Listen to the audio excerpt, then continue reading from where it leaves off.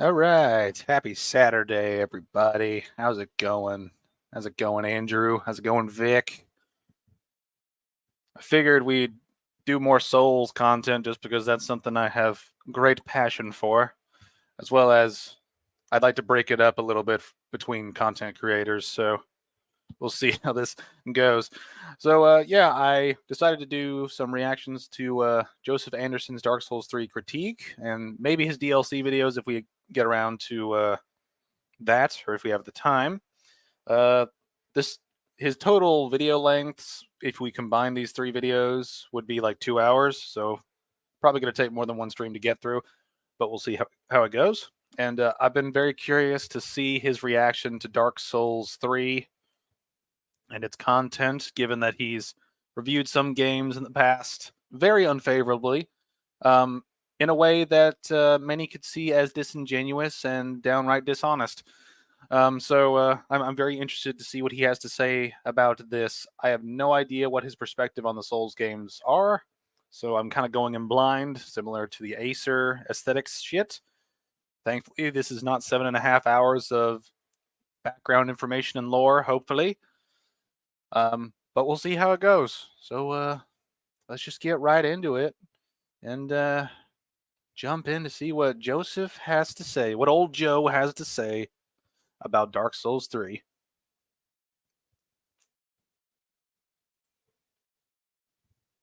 So yeah, Dark Souls 3. Hi, I'm Joe, and welcome to a video that I should have made 3 months ago. Sorry about that. If you're a longtime viewer, then you should know that this video won't be a big commentary. There are a few reasons why I'm not doing that. The most important of them is that I don't think it's fair to do to Dark Souls 3 what I've previously done to the other games that had over a year of patches and major DLC updates. And this is, yeah, like you said, Andrew, one of Mahler's favorite reviewers. Indeed. Yeah. But one thing you just said there about like the DLCs and patches and stuff, this is one reason why I like to wait before I talk about a game. Because I don't want my video to be outdated, right? This is one reason why I have a problem with people who review things out the gate that are like video games. Is because movies, TV shows, those are usually things that are one and done. Like very rarely do you get like edits to them like after they've released. A couple of exceptions are like director's cuts that have like extra scenes in them, or have changes. Famously the Star Wars original trilogy got Lucasified. You know, when he made a bunch of changes to them. That's really rare. But with video games, you're almost guaranteed to have at least probably 10 patches like post release, right? Just to fix bugs and other things like that. So this is one reason why I don't like tackling games immediately. And just for context of when this video came out, this came out September 17th, 2016, which, if I recall correctly, I actually need to look up when did Dark Souls 3 release? Yeah, so Dark Souls 3 came out in March of 2016, and this video came out in September, right? Which, given how long it is and probably the production of scripting this, he probably put maybe a month's work into this. I'm going to be generous and say a month, right? And we'll see sort of like how scripted this is, but it is one of those things where this video came out, in September, thing came out in March, so we're looking at like a 6 months difference in playtime, and so we'll see how he tackles this game in terms of the things that he talks about. But again, this is one reason why I tend to wait. This is one reason why I don't really tackle new games as much as just I like to tackle games that are quote unquote finished. That way I can, give a better representation of the game, that can last into eternity, right? Because you don't want to review a game out the gate that has a lot of technical problems and then they fix all that and then your video is completely outmoded, right?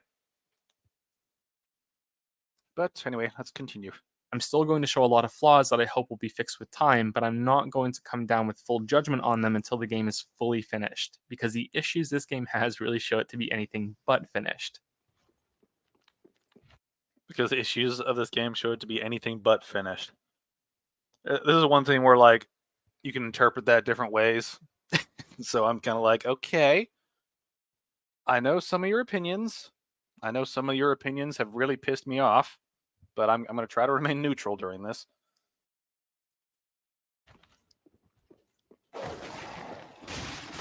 Regardless, I'll What was that? What was with that pause? Was that supposed to show a problem with the game? This is one thing that I don't like about a lot of people's editing is like when they just show random clips of things, right? That don't actually need to be like changed. Like I watched this clip of him fighting this, about to fight this hollow, be right? fixed with time, but Cut I'm away. not going to come down with full judgment on them until the game is fully He rolls finished. around, Because breaks the some issues shit, this game has really show it to be anything but finished. and then he runs down to fight a dog that spun around him. Regardless, I'll And still then he cuts right back to that fight. It's like, why not just keep that fight going? You know, it's like he shows a clip mentioning how the game is unfinished and that there are flaws he hopes are ironed out, but then he doesn't explain if the clip that he obviously leaves in is a criticism or not.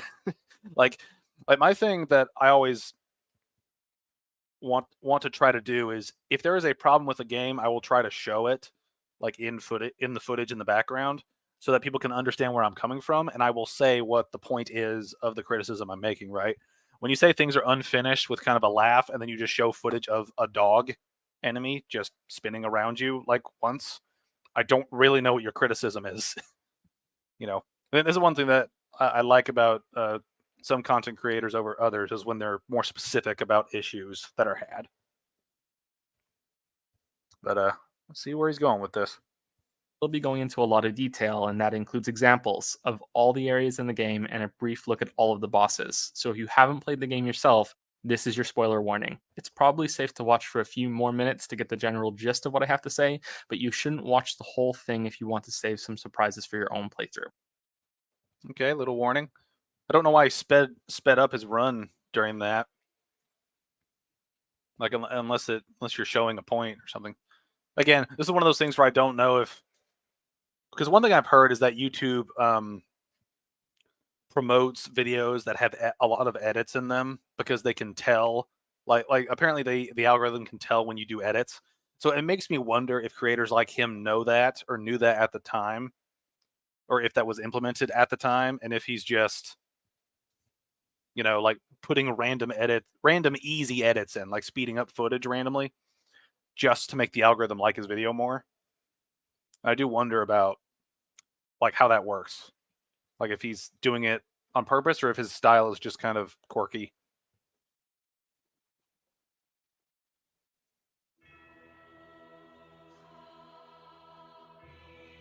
This is one thing too. I looked at the chapters for this video and I have no idea what these things mean. So this is going to be an interesting sort of breaking point in between each section.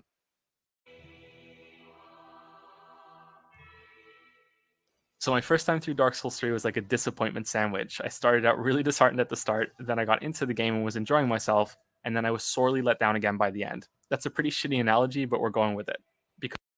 Man, there's a lot of criticism in that little comment. Let's hope he substantiates that.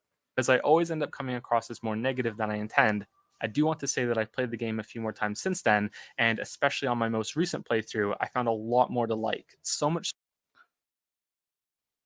He's talking about this, right? But in the background, he's fighting an enemy that he's not locked on to. It's like, why are you? It's that Acer thing again. It's like, why do you play games this way? Why are you being weird? Hey, sheep. Nice to see you made it. Welcome. so that I feel comfortable saying that, in some ways, Dark Souls 3 is the best in the Soulsborne series. The thing is, though, these games are so strong that I can say that about all of them. Dark Souls 1 has the best world design and quite possibly the best first half of any game I've ever played, period. Dark Souls 2 is the best DLC with its Here we go. Here we go. He's spouting shit. He's doing it.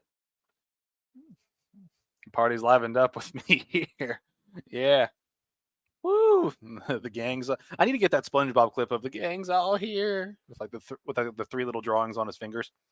Let's go back and like watch his You said you could say all the games are like great, so let's see what he says about the DLC of Dark Souls 2, because he just said that the best. You mean the DLC where they learn nothing from the base game issues? Yes, we're getting there. First half of any game I've ever played, period. Dark Souls 2 is the best DLC with its phenomenal level design and bosses. Bloodborne. Wow. This is one thing that I don't like about like short little critiques like this. I say short, it's an hour long, but by comparison to the content he's talking about, it's super short, right? And it's one of those things where like now I want to see him cover Dark Souls 1 and 2, just because if you think the best part of Dark Souls 2 is like the DLC and its bosses, I think that like there are some redeeming things in the DLC. They're not all bad, but they do suffer from the exact same problems as the base game. Some would say even more so. But I think some of it's up for debate. But like, holy crap, to point out the DLCs of Dark Souls 2 as the biggest strength of the game, I think is very insightful into what you think of all the various weapon and spell, and weapon like combination shit.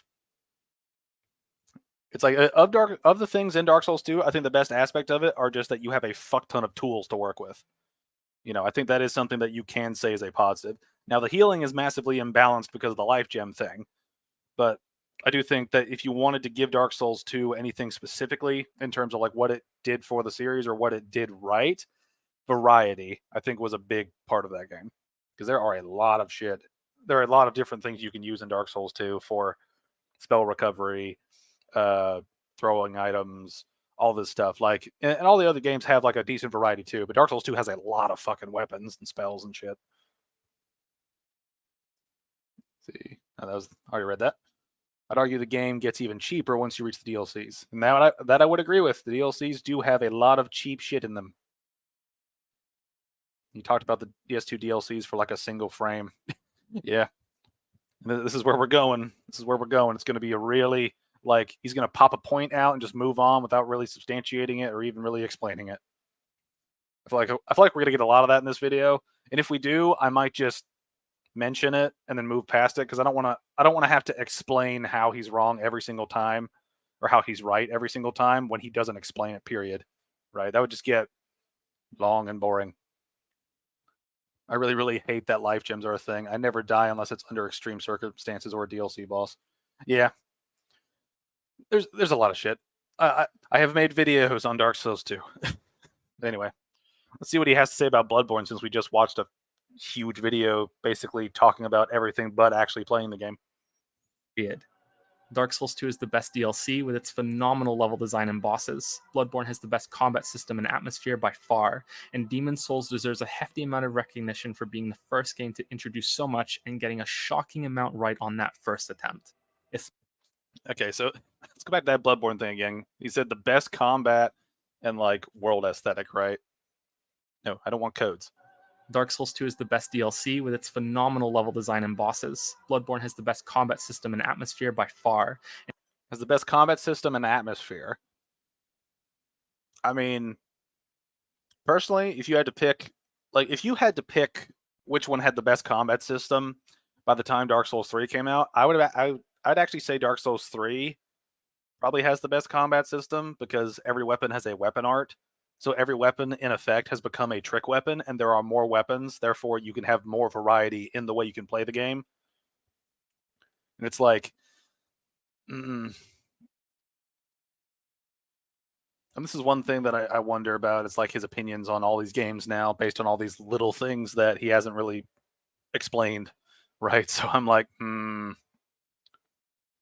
And this is one thing that I've heard about from his other content, is just he kind of says things assuming you know what he means, from some of the EFAP coverage I've seen. But I don't know, man. This might be a wild ride. I still chuckle when I think about Acer talking more about the mechanics when he didn't do that for like 7 hours. Yeah, that video was torture for a guy like me that talks about mechanics a lot and encounters a lot. It just, that video hurt. Hopefully this video does touch on mechanics, because he mentions that he touches on mechanics in the description of Joseph Anderson's channel, right? So like, let's hope he actually talks about it. And Demon's Souls deserves a hefty amount of recognition for being the first game to introduce so much and getting a shocking amount right on that first attempt. And I would agree with that on Demon's Souls. Like Demon's Souls coming out the gate as sort of like the first game of its type, it did do a lot of things right. Now there were problems, obviously, no game's perfect, but still, Demon's Souls came out swinging and did pretty freaking good. Did pretty freaking good. I nearly cried when he didn't talk about Rom Michelashtra Orphan. I know, man. We were so just displeased with that whole thing. But yeah. If you want to watch those, they are on the ESAS archive stream. So if you want to cry along with Sheep and the rest of us as we went through that, you are welcome to watch it. It's the one I've played the least, and it's also my least favorite of the 5. Sorry, I know that's probably pissed a couple of you off. But it still holds up next to the other games that came later and benefit from so much refinement. Since writing this, I've read a bit about the King's Field games, and I know that Demon's Souls isn't strictly speaking the first attempt for some of these ideas. Still, it deserves a lot of respect in my opinion. See, okay, so here's something. See, Dark Souls, best world, best first half, second best dragon. Okay, which dragon you talking about? Right? These are those things that I criticize in videos. Is when you make a point that's so vague, anyone can interpret it however they want. Right? Best world out of these 3 games, like I could say that. Yeah, I would largely agree. I think Bloodborne's world is pretty good given the standard of From Software at that point, but I do think Dark Souls is better than it. Best first half of Dark Souls, I think, is also pretty good. I mean, like, the first half of Dark Souls, I think, is a really good thing, depending on what you define as first half. Because the first half can be a lot of different things to different people, depending on your knowledge. Calamite? Yeah, like second best dragon. And again, he's not qualifying this. Yeah, it's like, oh, he's just putting these out there, and he's not qualifying it at all. It's bad. And also, which dragon are you fucking talking about? Like, both of these games have more than one dragon. You have to specify this shit. Now, if I had to pick the best dragon of the Soul series, while I think Calamite is the best actual fight in terms of how his combat encounter actually works, in terms of fairness, matched with difficulty, and pushed to its limits, I think that Midir as a fight is a lot more enjoyable because of how crazy Midir is. Like, he's massive, he's got huge attacks, and his laser beam attacks are always just terror-inducing because of how fucking high of a damage dealer those moves are, right? But again, this list is just like, I don't get it. It's like, best world, I kind of get it. Best first half, I can agree with. Second best dragon, you haven't qualified which dragon you're talking about. Dark Souls 2, best DLC, wrong. I'm just going to say it right now. That's wrong, man. Now, if you want to talk about content-wise, there's a fuck ton of stuff in the Dark Souls 2 DLC by comparison to the others, right? So that I will say is a positive. We did get more DLC out of Dark Souls 2. You know, we got more bosses out of Dark Souls 2. We got more areas out of Dark Souls 2 than we did Dark Souls 1 or 3. That is a bonus. That is a plus.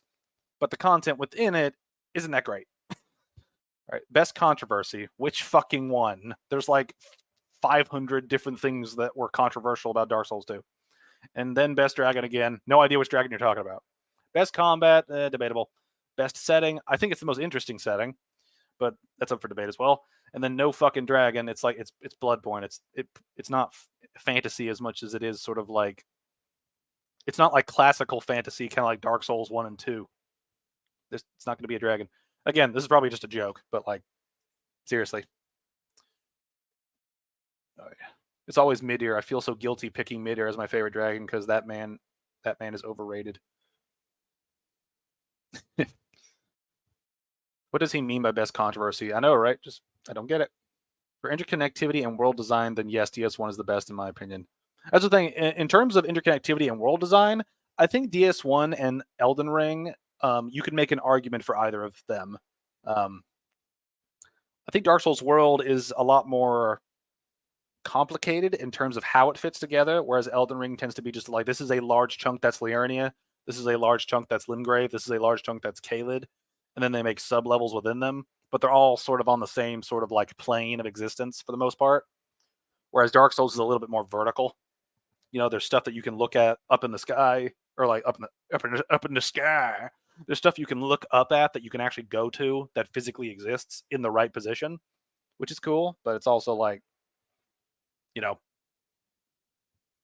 it's like it's the world design overall fits better on a 3D level, whereas Elden Ring is a little bit more of a 2D level. Not to say the level design in Elden Ring is bad, but like there's a lot of good design in Elden Ring, is what I'm saying. And like I can see an argument for why people would pick Dark Souls or Elden Ring as the best level design. I'm excluding Sekiro out of this because I never played Sekiro beyond like 3 hours in. Right, I didn't get very far. Also, where's Demon Souls in this chat? I know, right? It's like he mentioned it, but it's like he said he played it the least, so I guess that's enough to disqualify it from him talking about it. But still, I love Diosun's world in the first half. It is really fun to explore, and it really brings you in. Demon Souls was a bit further back. He did talk about that. Yeah. Fair. Then was caught up in rugby chat in real life. Must have missed it. Yeah. Well, anyway, let's see what he's got going here. Dark Souls 3 does level design better than any other game on this list. Dark Souls 3 does level design better than any other game on this list. I'd say that some of the levels are pretty great, but some of them are sort of adequate, right? And saying adequate with this series is kind of confusing because adequate, is that adequate by Souls standards or by standards? You know, I mean, there are some really great levels in Dark Souls 3. Like my mind immediately jumps to the Grand Archives, right? Like with the amount of shortcuts and elevators and ladders and all that shit intertwining that whole area together, and then looping back down to just before the Dragon Slayer armor, right? That's a really, really like good map design for like the Grand Archives connecting to Lothric and his boss room and Lothric Castle like that. Like that's a really good like mix. But then you get things that are a little bit more simpler, you know, like so some of the areas in sort of the early game can get a, or let me see.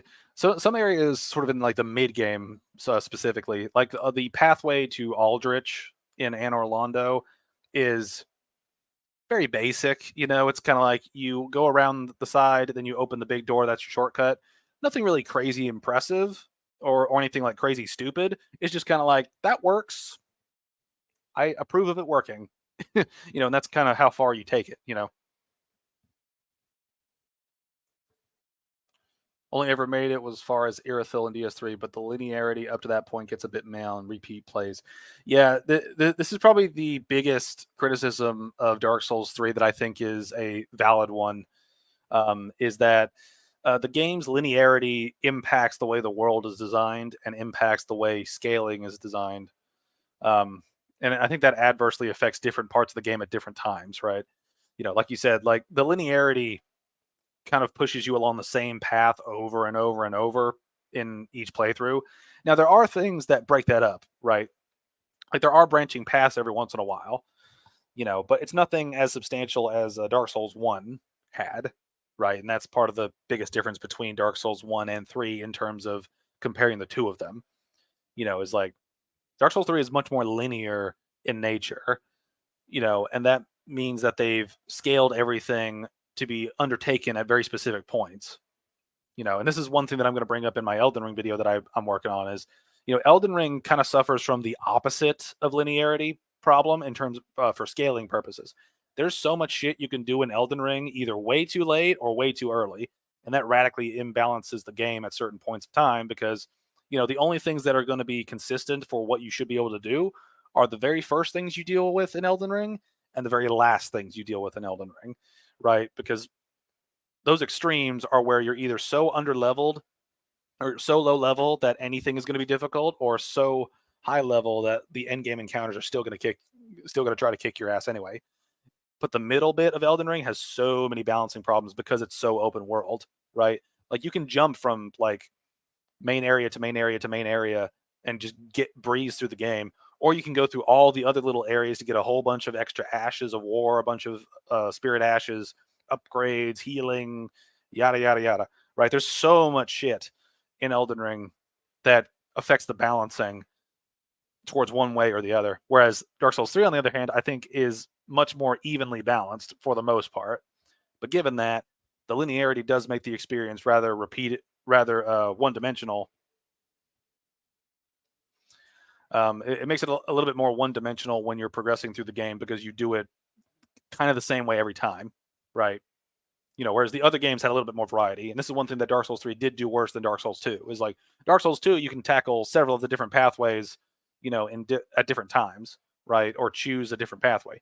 Now, some of them are obviously pushed farther back, right? Like you can immediately go to Hades Tower, you can immediately go towards Forest of Fallen Giants, but you don't have to go. Or you aren't going to be able to easily go to Huntsman's Copse or the Rat Grave. I'm forgetting the name. The Grave of Saints, I think it is. Like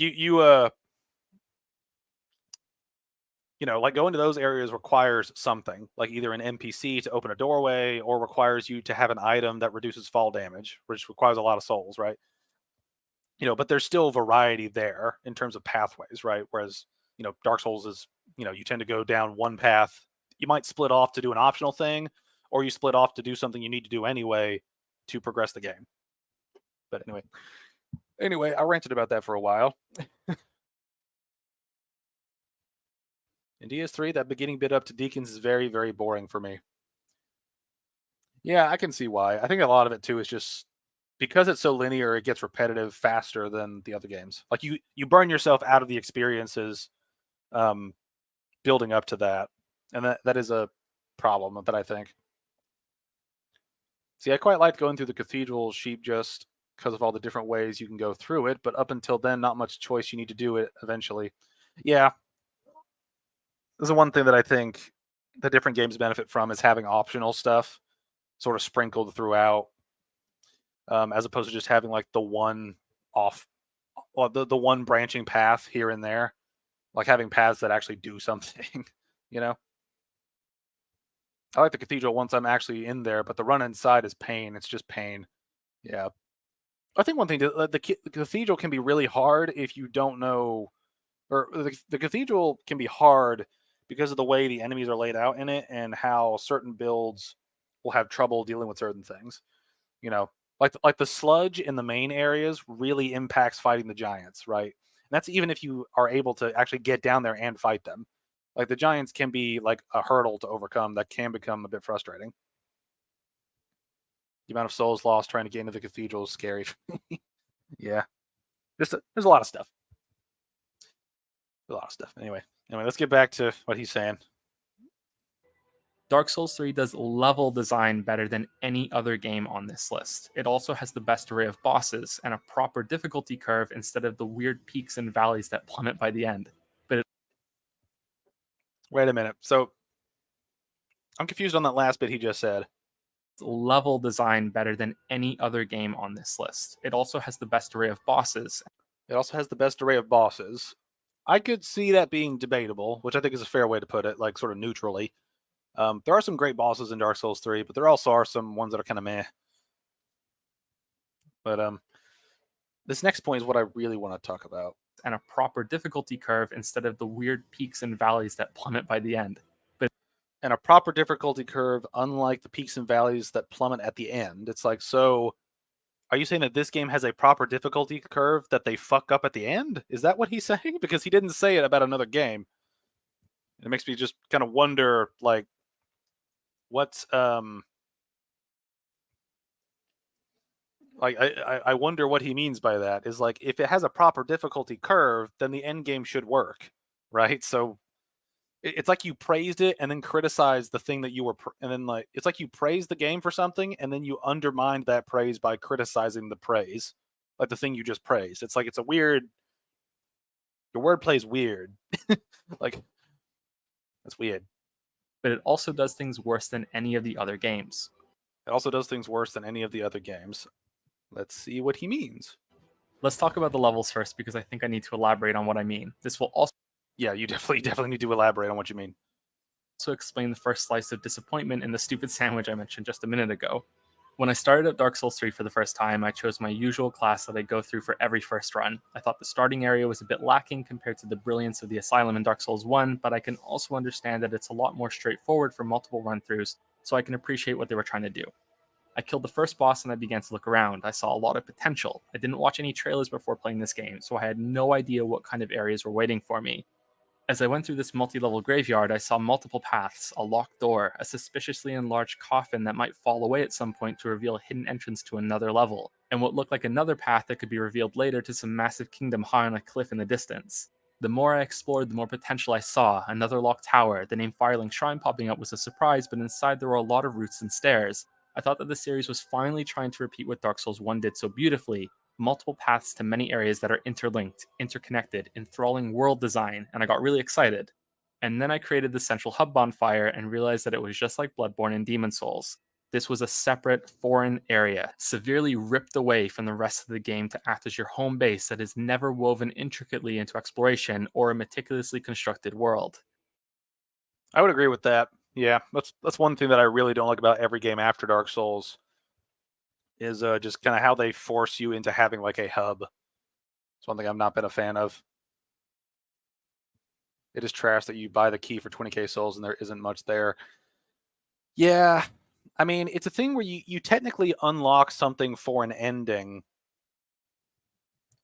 right? Like for that. So I think it is worth the price. It's just you have to work really hard to get the result. And there are some items behind it that, can be interesting and useful. Like buying the key, allows you to get the Estus ring, right? Which is a huge boon for your run. It gives what's the number? I think it's 20% boost to Estus in terms of how much it heals. And it is useful. And you could technically count getting the Silver Serpent ring as well, but anyway, especially when you do the tree hop to get to the covenant. Yeah, it just seems a waste unless you're doing quest lines. Yeah, like the tower key, the tower key and that whole bit interacts with a lot of different things, so I can understand why people would like it, but it's also a thing where if you're not into some of those things, like the Patches quest line and the quest line for Irina, then you don't really get anything out of it as much as those two quest lines involved in that area, right? But it does kind of depends on kind of like what you want out of it, right? Because no matter what, you can still technically get two really good rings near the beginning of the run. Like, and I say near because you probably have to farm a decent bit before actually like getting both rings. Hate the hubs, man. I love the concept of a comforting safe haven, but I should only need to go there for NPCs flask upgrades, not to level up. Yeah.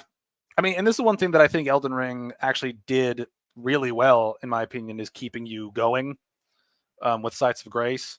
The only thing that I wish they added to Sites of Grace that they don't already have is I really wish that they let you level up from the get-go, and I wish that they allowed you to upgrade your weapons at Sites of Grace. I really don't know why they give you all these options except upgrading them, right? Like you have to go back to the round table hold or you have to go to like a smith to do it. It's really weird. I always do the tree hop. Thank God it was never patched. Imagine if they just made the tree bigger. It's like we patched a very imbalanced. We balanced the game. It's like you just made a tree bigger. Hello, Christopher. Irina. I mean, she has a tower key. That's true too. But it's one of those things where like she has a key, but you have to kind of kill her to get it, right? So it kind of it kind of complicates things as they go. It is a must along with taking out Swordmaster for the katana. I don't know about Swordmaster. Like he's kicked many players' asses, including mine. So if you really want it, go for it. But sometimes you can skip it. Which one was Irina? I think that's her name. I might be missing it, but Irina is the miracle lady that you get in the hub, who is locked up in the undead settlement.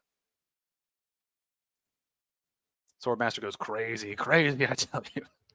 Yeah, Miracle Girl with Igon. Yeah, but she has her own separate thing. Anyway, I don't want to sidetrack too much going over like different things like with the key and all that other stuff. But what he said there is true. Like having this hub so disconnected from the world is kind of a step back from what we had before. Yeah, the girl that wants to be touched. Yeah, go and touch her. This was a massive disappointment for me. It's something I've hoped to see again in this series for 3 games now, and it's just not happening. Someone commented on one of my videos a few months ago that the series isn't meant to have that grand world design because, clearly, it would have been back in one of the games by now and that fans should stop bitching that it doesn't happen. I sort of dismissed that comment since I was so certain that Dark Souls 3 would have it, and here we are. Wait a minute. So he said a comment said that we shouldn't expect the worlds to be like that? On one of my videos a few months ago that the series isn't meant to have that grand world design because, clearly, it would have been back in one of the games by now and that fans should stop bitching that it doesn't happen. That's a really retarded comment. It's like saying something great shouldn't be expected in a game, even though they did it before. And they could clearly do it again, as is evidenced by Elden Ring. It's like they can clearly do cool shit if they choose to. They just need to choose to. And they need the time to focus on it and properly develop it. I mean, it's just a really bad comment for him to pick up and mention. It's one of those weird things where, like, I don't know why he mentions this comment. I sort of dismissed that comment since I was so certain that Dark Souls 3 would have it, and here we are. It's gotten to the point now that I strongly suspect that this feature in Dark Souls 1 was an accident. I don't think you can see the level design and the world design in Dark Souls 1 as an accident. I don't think there's any way you can see it as an accident. There are just too many things that work together to make it feel like an interconnected world, right? There are just way too many things, right? Like the fact that you can see like different locations, and when you go to them physically, you can see the location that you were previously looking at it from, right? Like all of those things make sense, right? You know, like you can see I think it's the demon ruins. It's either the demon ruins or Lost Isles. You can see one of them from the Grave of the Giants, right? Or Tomb of the Giants, right? You know, and you can see the undead parish from Firelink Shrine. You can see the Valley of Drakes from Firelink Shrine.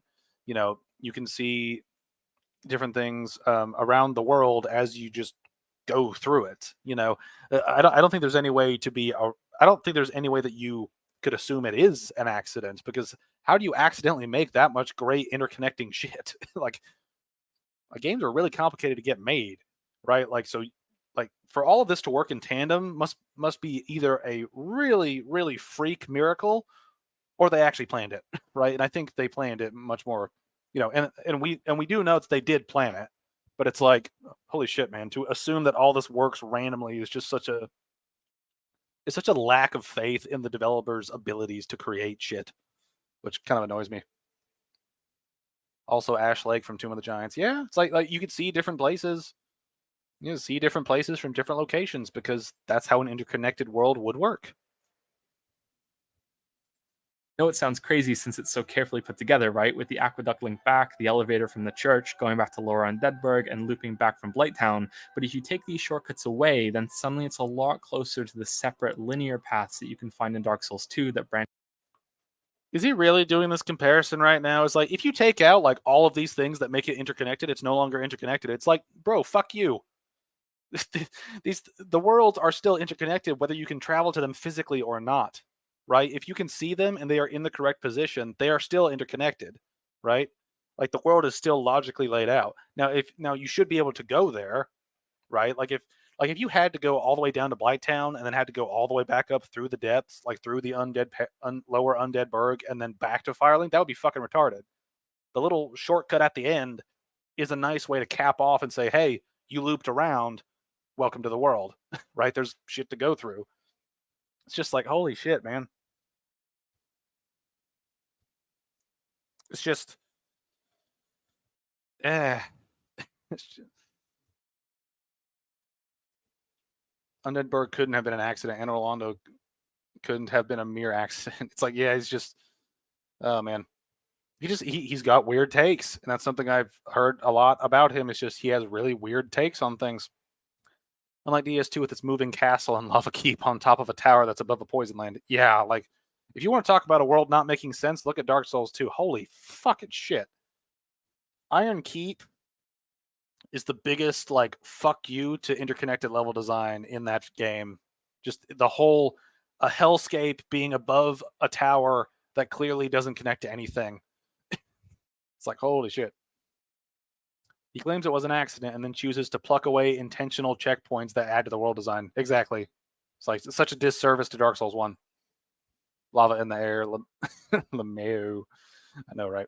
Branch out from the Majula hub. It wouldn't surprise me if the levels weren't originally meant to work this way, and that these changes just sort of happened as development went on, especially given that this type of world design doesn't carry forward into the rest of that game. Wait a minute. What's he saying there? I gotta get his whole point here. He's starting to make my blood boil. Linear paths that you can find in Dark Souls 2 that branch out from the Majula hub. It wouldn't surprise me if the levels weren't originally meant to work this way, and that these changes just sort of happened as development went on, especially given that this type of world design doesn't carry forward into the rest of that game. Which game are you talking about? Dark Souls 2 or 1? Like saying this design doesn't like develop further in the later parts of the game is like, which game are you talking about? Because I mean, like the best part of Dark Souls 2 is the opening with the options, right? Like I think this is a thing where Dark Souls 1 is a more complete package of a world exploration point for progression's sake, because you get you basically have two pathways. You technically have one available and one locked off unless you know what you're doing. But you have two pathways to progress the game, right? To get both bells rung. And this is just pure objectives. This isn't exploring new areas or going through different ways or taking looping paths around to skip things, right? This is just talking about progression.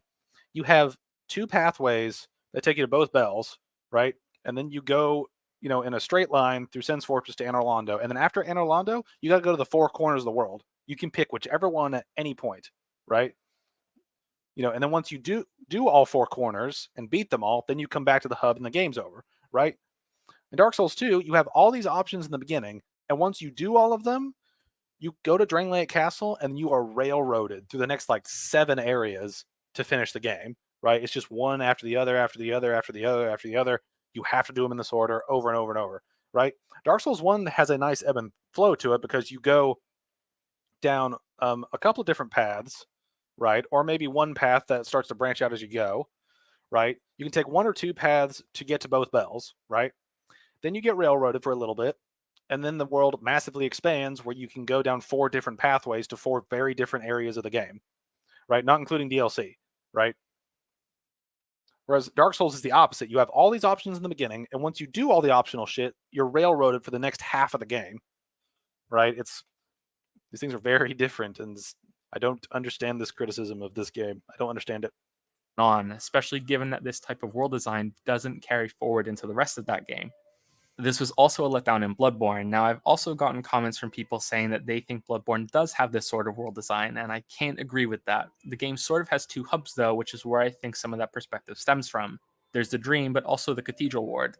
This place functions more like Majula, though, in my opinion. It's just that you start off at the end of one of the branches first, and then fight your way there, rather than starting there with all of them available to you. From here, there are only ever 2 instances that I can remember of levels bridging together. One is mostly worthless, opening the door after Dark Beast Parle to Old Yarnum, and the other is a lot more interesting, climbing the ladder from Forbidden Woods back to the clinic at the start of the game, but this is only one moment. In contrast to this, however, Bloodborne has some fantastic level design that's contained in these areas. And this is the same thing that Dark Souls 3 does. I'd go as far as saying that Dark Souls 3 does it better, but only when we're purely talking about the layout and construction of these areas on a mechanical level. They're a lot larger, they often use shortcuts that reuse bonfires. It's a challenge to learn the layout of each one and how different smaller sections of them fit together. It's something this series is known for doing well, and Dark Souls 3 does it better than ever. I'll back this up with examples soon, but the problem I want to point out right now is the other side of these areas, the more subjective atmosphere and theme of them, because this is a piece of criticism that I'm surprised I have to make. There's very little originality in these levels. There are only a few new ideas. A lot of them are recycled concepts, or the hybrid of multiple ideas from the previous games crushed together, and that might sound a little abstract, so here's what I mean.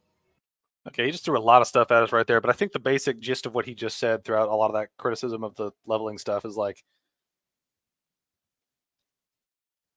I think he misconstrues like the differences between shortcuts in games and how those fit into the world logically, right? I think that's the biggest thing that I think he's kind of missing is, Bloodborne's world can fit together for the most part, but there are some things that you can't really tell because, like, Bloodborne's world is kind of an interesting middle ground between Dark Souls 3 and Dark Souls 1 sort of like design philosophies in a way, because the game's relatively linear for the most part in terms of progression, but you can't see the other levels. But at the same time, you can, like, they are interconnected in a way that makes sense, like physically for the most part, right? But it is a thing where, like, you can't, like, you don't really feel the interconnectivity until you get like the like ladder, going from whatever that forest area is, up back towards where you start out, right? It's like little things like that do connect the world, but you can't really feel that interconnectivity as much because you can't see that location beforehand, right? Like you don't see these locations as often as you did in like Dark Souls 1 or Elden Ring, where you can see an area off in the distance that you can reach, and by traveling there, once you reach there, you can turn around and look at the location where you came from and also see that area, which makes it feel like a world, right? It's like, and this is something that I think the different games at different times do better or worse at, depending on the area. It's kind of all over the place depending on what's going on. But his criticism of like the ideas of the levels in Dark Souls 3 not really being new, I think that's something that I think that's a concept that we can debate, right? Because what does he mean by that? Is he talking about like the aesthetics of levels and the way they're designed? Is he talking about the atmospheric way that they all fit together? Is he talking about, is he talking about like the way the levels actually physically work within themselves in terms of, like, can you go horizontally, vertically, a mixture of the two to get to your goal? Like what does he mean by this last point about the Grand Archive stuff? Or not the Grand Archives, but like stuff like that. Them, because this is a piece of criticism that I'm surprised I have to make. There's very little originality in these levels. There are only a few new ideas. A lot of them are recycled concepts, or the hybrid of multiple ideas from the previous games crushed together, and that might sound a little abstract, so here's what I mean. Right from the start, you can see that there are once again an epic shit ton of gravestones everywhere, like crystal clusters growing out of the ground. This fits a lot of the themes in the game, so it's understandable and welcome at the beginning, but they keep showing up as the game goes on, and this got really tiring in Bloodborne especially. Right after that, we warp from Firelink Shrine to the High Wall of Loth. Wait, what was that? What? So it's understandable and welcome at the beginning, but they keep showing up as the game goes on, and this got really tiring in Bloodborne especially. Right after And this got really tiring in Bloodborne especially. What? The fact that there are gravestones everywhere is like tiring.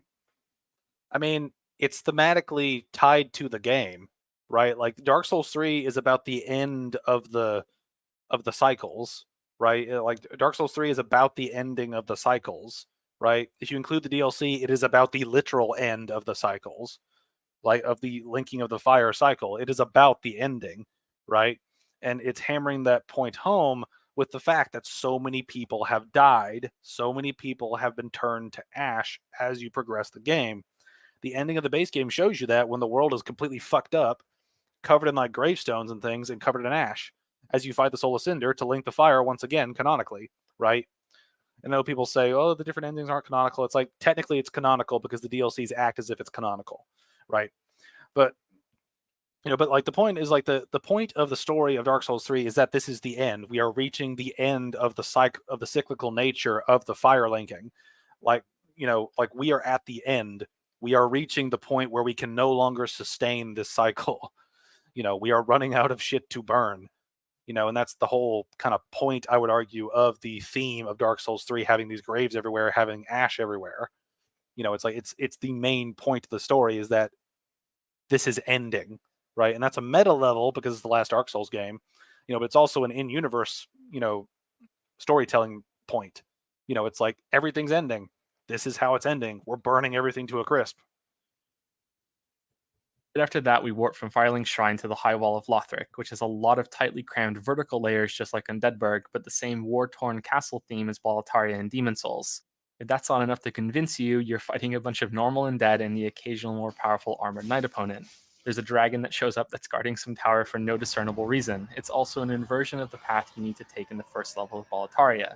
In that game, you're working your way around to climb one tower, explore part of the city inside, and cross to the top of the ramparts to another tower, which you then use to open a shortcut back to the start at the bottom. Here you start off already at the top, cross the ramparts to a tower, work your way down, explore part of the city, then climb up another tower to open a shortcut back to the beginning. It's the same thing in reverse. And where's the problem with that? I mean, that sounds like a consistent level design philosophy that helps players explore an area and also gives them a shortcut when it's time for the boss. It's one of those things where people getting bored of something does not mean that that thing is bad, right? And that's something that I think a lot of people miss when talking about things, right? Like your personal level of boredom with something does not equate to a decline in quality, right? And it's a thing where even if they've done this before and just reversed it, I mean, it still works, right? You still go through an area learning all the different pathways and like side things for loot and stuff, all the enemies. You still learn all that and then unlock the shortcut before the boss, right? It's a system that works for giving the player a challenge to explore an area, giving them an area to explore in general, um, and giving them a shortcut when they know they will need a shortcut so they can fight the boss. It's like the system works for this type of game, so why is it a problem? Right? Simply saying something is doesn't mean that it's a problem, right? Like we have to understand why it's a problem and what is the actual problem with this design philosophy or this design choice, right? Like what is the actual problem with having an area to explore with different encounters of fighting various undead, some of them with like different levels of strength, a dragon encounter, and then you find a shortcut right before the boss. What is actually the problem with that design? Just because they've done it before doesn't mean that it's a problem now because they haven't changed it, right? It's like, so what? There's even a big set of doors associated with the boss of the area. Next up is the Undead Settlement, but not before you can get a look at everything you'll be exploring as you play. Most of the levels are visible here, and the path you take through them is mostly linear. There are a few moments that you can do some of them in a different order, but they don't loop into each other or share any paths that you can open. They're all Don't share any paths that you can open. Need to qualify that because there are pathways that connect in different ways to different places, right? And that's something that needs to be talked about. Like the I forget what the place is called. It's the place after the Undead Settlement, but it's the place before the swamp, like before the Abyss Watcher swamp area. I forget the name of it. It's like the Crucifixion Woods. There it is. Right, like the Crucifixion Woods connects to different areas. Right, it's kind of the connector between the Abyss Watcher's pathway and progression of the game in general, and the way towards the Deacons of the Deep.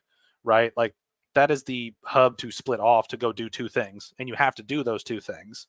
Right, but it is a thing where they are more linear and you can see them, but some of them do connect, some of them don't, right?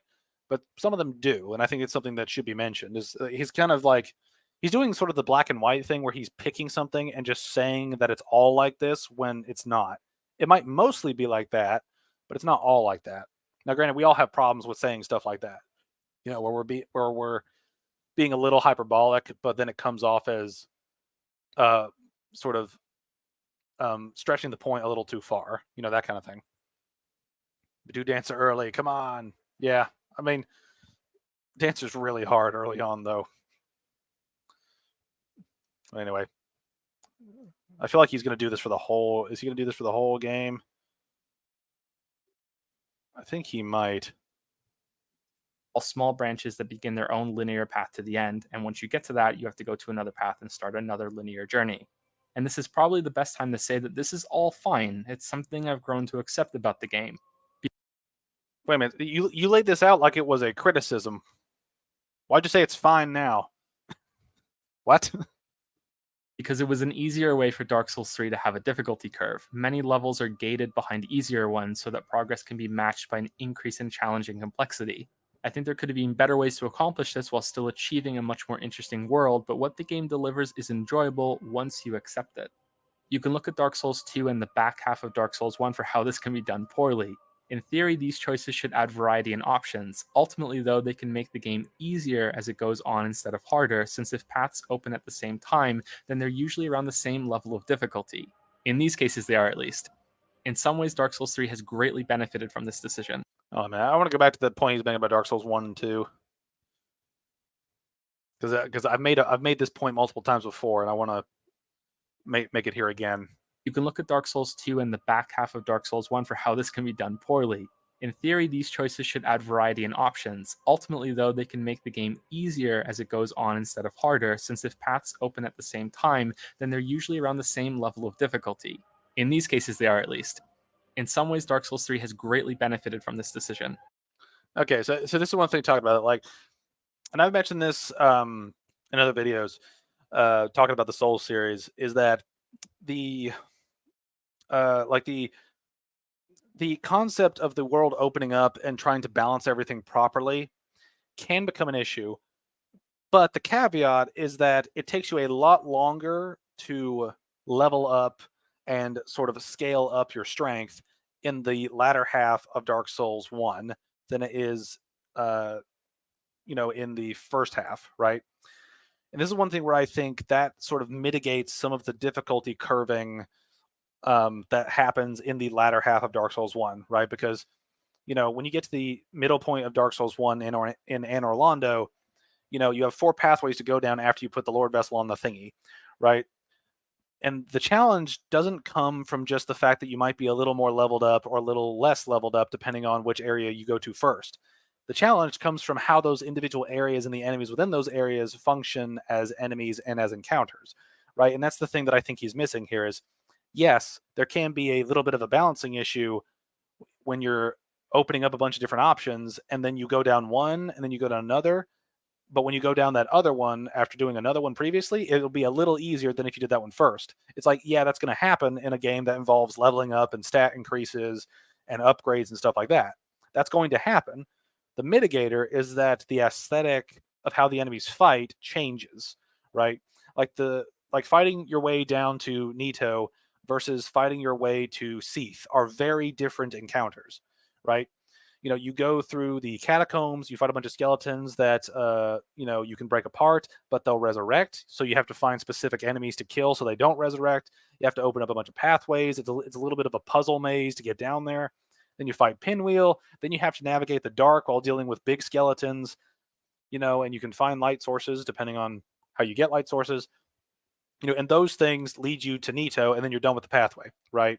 For progression's sake. Then you go to Seath, and you go through the Duke's Archives, and fight through a couple of crystal dudes. Then Seath kills you. You reappear in a new area and have to essentially perform a prison break. You have to escape, and then you work your way through the Duke's Archives, this mass of shifting staircases to make your way to the bonfire, and then make your way around to the pathway outside to go down a bunch of crystal pathways to reach Seath, right? They function differently in the way they work, and the challenges come not just from the enemies, but from the way the enemies are placed, what type of enemies they are, and what they are able to do given where they are, right? And that's part of the appeal of the second half of Dark Souls 1, is that the different pathways challenge you in different ways with different sort of aesthetic things that make sense per the area they're in, but also help the difficulty change where it's not just this enemy is higher level, deal with it. It's more balanced in a way because you have different pathways that are more prone to difficulty depending on what builds you have, right? Like a pyromancer is going to have a pretty good time going through, 3 of the pathways, right? But Lost Izalith and the Demon Ruins, they're going to have a hard time, right? But if you're a sorcerer, you're going to have a great time with Lost Izalith, and the other two the pathway to Nito and the pathway to the Four Kings. But Seath, you're going to have trouble with, right? The builds, are usually guaranteed to have an area where they can excel or an area that they can be hindered, right? And there's where the difficulty balancing comes in. It's a lot deeper than just the enemies are higher level and do more damage, right?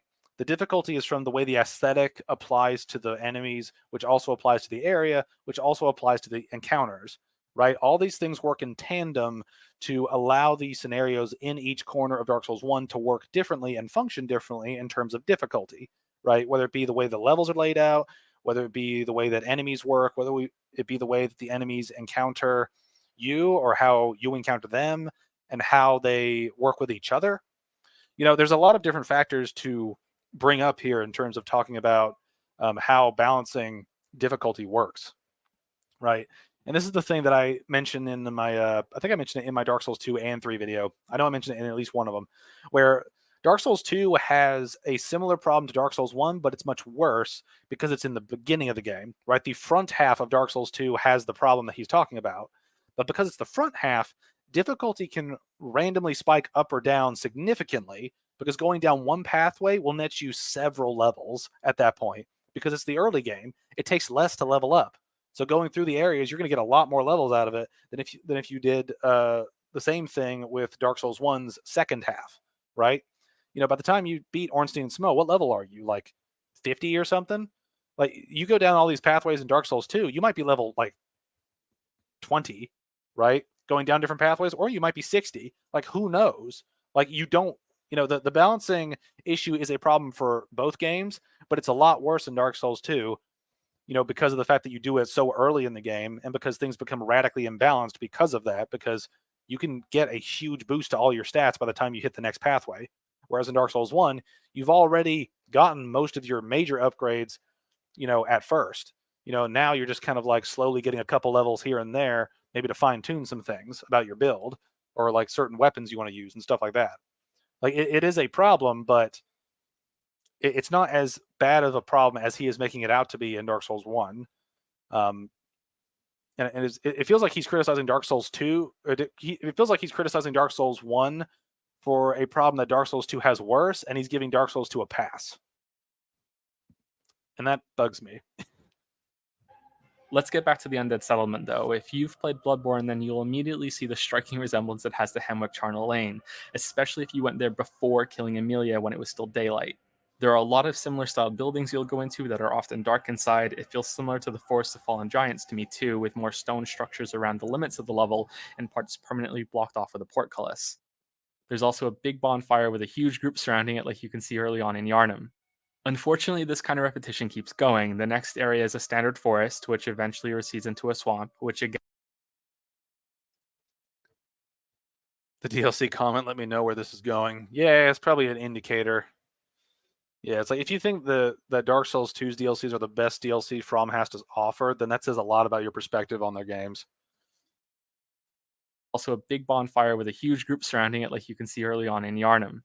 Unfortunately, this kind of repetition keeps going. The next area is a standard forest, which eventually recedes into a swamp, which again are things the games have used many times before. Then there's another swamp right after this, which can poison you. This may also literally be Blighttown, by the way, and I do mean literally for once, since it's likely what became of that area since Lothric is Lordran all over again. I mean, I think that's a really big stretch. But this is also a thing, it's like, all of the criticisms he's giving to Dark Souls 3 here can be applied to Bloodborne, because it was already done in Demon Souls and Dark Souls 2.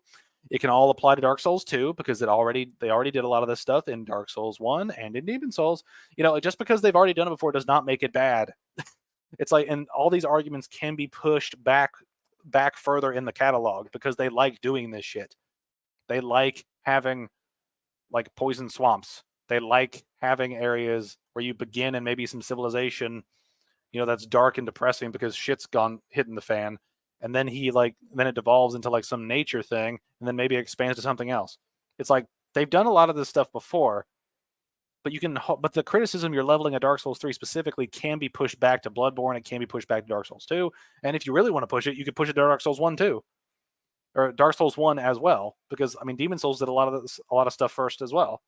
Now I think Dark Souls has more level variety in terms of the aesthetic, so that is one thing that I think makes Dark Souls a bigger jump than from Demon Souls to Dark Souls 1 to anything else.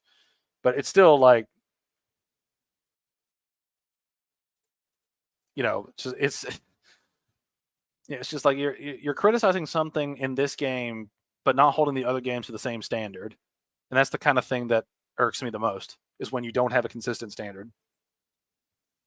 I think he likes Throne Watcher and Defender, if I'm remembering correctly. I personally think that fight sucks.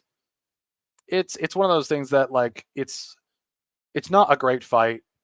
It's not, and I think there's an argument to be made that you're supposed to do it with summons, which I think does impact how the fight can come across. You know what I mean? Like certain fights having summons, I think is just the game being like, okay, we want you to fight this thing for longer, so we're going to boost the enemy defenses and give you more people to fight with. So it becomes more manageable technically, but the fight itself just becomes a bit of a slugfest between your allies versus the bosses. You know, and there's no greater example of that than and the difficulty curve of that than the 2 summons you can get to help you with the gank squad in the Shelva DLC, like the Grave Robbers, or not the Grave Robbers, but like that shit. The encounter with the Havel ripoff, the Bleeding Guy ripoff, and the Archer ripoff. You know, like those 3 dudes fighting a single player is an incredibly arduous task that is incredibly annoying to get to, let alone fight, right? And having 2 summons there makes each enemy tougher for no real reason, mind you. And you know, the fight becomes much more manageable, but it's still a clusterfuck because you have to do all that shit to begin with, right? It's basically just taking the concept of a tough NPC, but now there's 3 of them, but now you can also bring 2 more into the fray. So it's like you've made it more difficult in the most arbitrary way possible beyond just saying, okay, instead of having this much health, now they have 3 times as much. It's like, what the fuck? What I hate about these swamps is that they aren't used for anything interesting. You could argue that the one in the first Dark Souls is there as a cruel punchline of a grueling joke after finally getting to the bottom of Blighttown, to reinforce how much you're out of your comfort zone, since at this point in the game, you are so far from your home in Firelink that you might feel straight up lost, or that you might have gotten somewhere that you're not supposed to be yet. Similarly, in Shrine of Amana, your movement speed is hampered so that the challenge of this level works. You have to learn how to deal with the ambushes from the monsters in the water while dodging the range attacks. I know it's not everyone's favorite level, and admittedly, the bottomless pits that are kind of hard to see are kind of shit, but you can't deny it has an idea and executes it, which is one of the reasons why I like it. Well, yeah, its idea is to give enemies the largest, longest ranged attack possible to fuck with the player from miles away while they try to navigate almost invisible pools of water. Just because you have a terrible idea and execute it doesn't mean it's good. It's like, what the fuck, man? My god, that gank fight sucks. Yeah. And the run back, it's overly complicated with so many dead ends and wrong paths. Yeah. Shrine of Amana defense. Are you fucking kidding me, Joseph? Yeah. That's the thing. Shrine of Amana could work better if they just toned down the ranged attacks of the mages, right? That would be the biggest like thing that would help the level like be more appealing, right? Because they can hit you from miles away, and because the pathway of the spells can sometimes lead you to like dodging into, or just simply like running towards them and falling into pits of death, right? That are really hard to see. It's like you're giving the player a bunch of things that is so tedious and time consuming to deal with. It's such a waste of time. But anyway, let's see where he's going with this. Here, though, these swamps don't add to any concept, idea, or challenge. The first one feels like it's just there for decoration or an excuse for the crabs to be here, but that doesn't explain the few patches of deeper water that slow you down just to be annoying. The second swamp. That is one thing I would agree with. The fact that you have some water that's like this and then you just randomly have the slowing water, it's really annoying. I really don't like the slowing water effect in any of these games. I think it's a really stupid fucking thing. I think it's really fucking stupid. Tone down the aggro range. I consider it straight cheating when the simple soul arrows have that much range and damage. Yeah. It vastly exceeds your lock-on distance, the caster's aggro range. It's straight up cheese. Yeah, like when an enemy has to cheat to make the encounter the way it is, like they've made a bad area, right? Like you've made a bad encounter if the enemy has to straight up cheat to like make it do what you want it to do. Swamp poisons you, which I guess is meant to make you feel pressured to explore the large area quickly, but it doesn't build into any new type of challenge. It comes across as annoying because it's the 5th time that the series has done this instead of deciding to do something new and interesting. Continuing on, it should go without saying that the catacombs of Karthus are just like the catacombs from Dark Souls 1. There's also a lot of Sen's Fortress within. It's a maze with a boulder and arrow traps and a lot of narrow hallways. Okay, again, he's doing the thing of like, we've seen this before, therefore bad. It doesn't mean it's bad. I mean, hell, I kind of like the skeleton wheels. I think it's a nice, or not the wheels, but the skeleton balls. I think it's a nice challenge, especially when you realize that destroying them can give you loot. That's neat. The central large open chamber with the deadly fall and overlapping bridges reminds me a lot of it too. Smoldering Lake is a semi-hidden area under the catacombs. This is a desecrated version of Ash Lake. Again, it probably literally is, which I thought was a pretty cool setting, even if it does reuse that concept. There's another maze down here, though, which again smashes 2 levels together, or arguably even 3. This is Lost Izalith and the sewer depths combined. Even some of the enemy types are similar down here. Okay. Again, he's laying these things out just because they're the same. He's saying, like, he's laying out all these things, like, and he's making them appear as if they are criticisms when just they've done shit. They've put the demon things low to the ground. They've put like not death blight, but like the poison basilisk things like in this like decrepit underground area. It's like it would make sense for them to be down there. Like this is where this is where the dark and like gruesome and gross bug shit would be. Like this is where the demons and the gross shit would be. Demon ruins in this game is a pain in my ass. Yeah. Talk about the level being annoying. Yeah. Well, it's just like the levels are annoying because of the different things that players have to put up with. Is he taking the approach of Dark Souls 3 as a cheap cash grab off of Dark Souls 1? I've seen that criticism of Dark Souls 1. I think that's probably the most unfounded criticism of Dark Souls 3. Is like, you want to talk about a cash grab? Look at Scholar of the First Sin. That is an actual cash grab. You change a couple enemy spawns, tweak a couple things, make the game look slightly prettier than what it was already supposed to be at, and then release it as a new game when it's largely the same, right? That's a cash grab. Dark Souls 3 is an entirely separate game that progresses the mechanics in the world. It is a sequel. It does what a sequel is supposed to do. Like, how retarded are you people that you can't understand that, right? Like it is a sequel that progressed the world and the mechanics, given what the previous 2 games did. That's how sequels fucking work, right? Does it nostalgia bait things? Yeah, of course it does. It's the last game in the trilogy. It's going to fucking do that anyway, right? And I think they did a pretty good job of, like, binding things together, right? To where they, somewhat make sense. We can pick and choose which ones we think are better or worse, for the references, but it's still like Dark Souls 3 is its own game. It's not a copy of Dark Souls 1 in like an upgraded engine or something, right? It's not something like lazy, right? It's a new game. It is a different game. It has different shit in it, right? Does it have some similar shit? Yeah. It's also the last Dark Souls game, so it's going to play up on a lot of the stuff that, that was referenced in Dark Souls 1 and in 2. It's the cap off to the end of a trilogy. It's going to reference shit from the past. That's not a negative. Regardless, even without them, the vertical layered maze with a lot of falls is clearly similar to the depths, just with fire and lava instead of sewage and water. It's like this is one thing too that makes me wonder, is like all of his criticisms of this shit is boiling down to, it's like this other thing, but they changed the aesthetic of it. It's like, so what do you want them to fucking do, Joseph? Like, what do you want them to do? Like, okay, so you're telling me that they can't have vertical traps at all, even if they change the aesthetic. They can't have vertical traps of jumping down and all this shit. Okay, they can't do that at all. They can't have winding pathways, with various hallways and enemies down them anymore. They have to do something new every single time. What do you fucking want them to do then? Right? Like, do you want them to create some mind-bendingly different aesthetic for each level every single fucking time that has never been seen before? It's like, you know how hard it is to come up with a new idea that no one's seen before? Like, fucking hell, dude. It's like he wants this game to be as mind-bending as like some revolutionary game, right? And it's like, why? Like, I understand that you like want something to be good, right? And these levels do work. Now, some of them are annoying, but it's like it's like he's criticizing things that existed before, and he wanted he's criticizing the game because he wanted something different than what it delivered. It's not even necessarily that the things in them are bad or that they already used these gimmicks before and maybe they changed up a couple things. It's he wants different shit than what he got. And that's not a criticism of the game.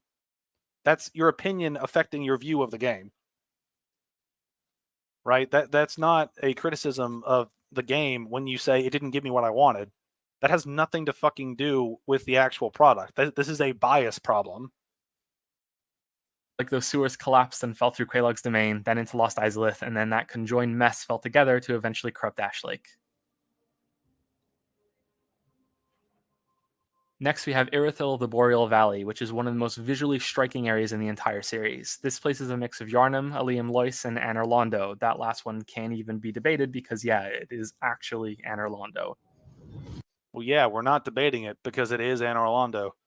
It's like the framing of so many of these points is just like, can you believe that they did this?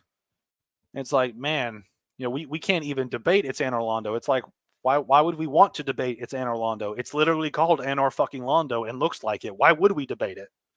It's like he's turning things into an argument that we wouldn't argue about in the first place.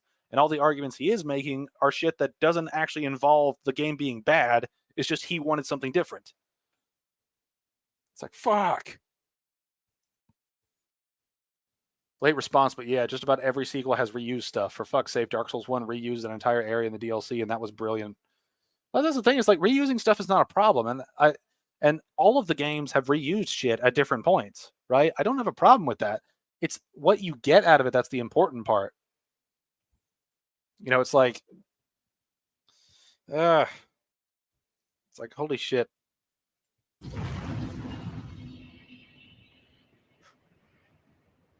It has that same ostentatious city atmosphere as Yharnam and the cold environment of Aleum Lois, or Painted World if you'd rather connect it to Dark Souls 1. It has a similar enemy concept too, with monsters that are easy to miss and will ambush you if you're not careful. There's a separate dungeon level here that reminds me of the Tower of Latria from Demon Souls and the Lost Bastille in Dark Souls 2. To be clear, I want to say right now that I think this and almost every other level is a lot of fun and has interesting ideas with hidden paths and enemy designs, but thematically I think the similarities are easy to see. Wow, he just hand waves all that stuff. It's like, all this shit's actually good, by the way, even though I framed it as a criticism. It's like, bro, how the fuck do you write your scripts? Like, you just thematically, they've been done before. It's like, yeah, so what? So fucking what? Lastly, we have the second part of Lothric and the Grand Archives. For the city, this is once again very similar to Boletaria, but with the added recycled concept of Yargul, the unseen village from Bloodborne, surprisingly enough. I didn't think I would be able to make that connection.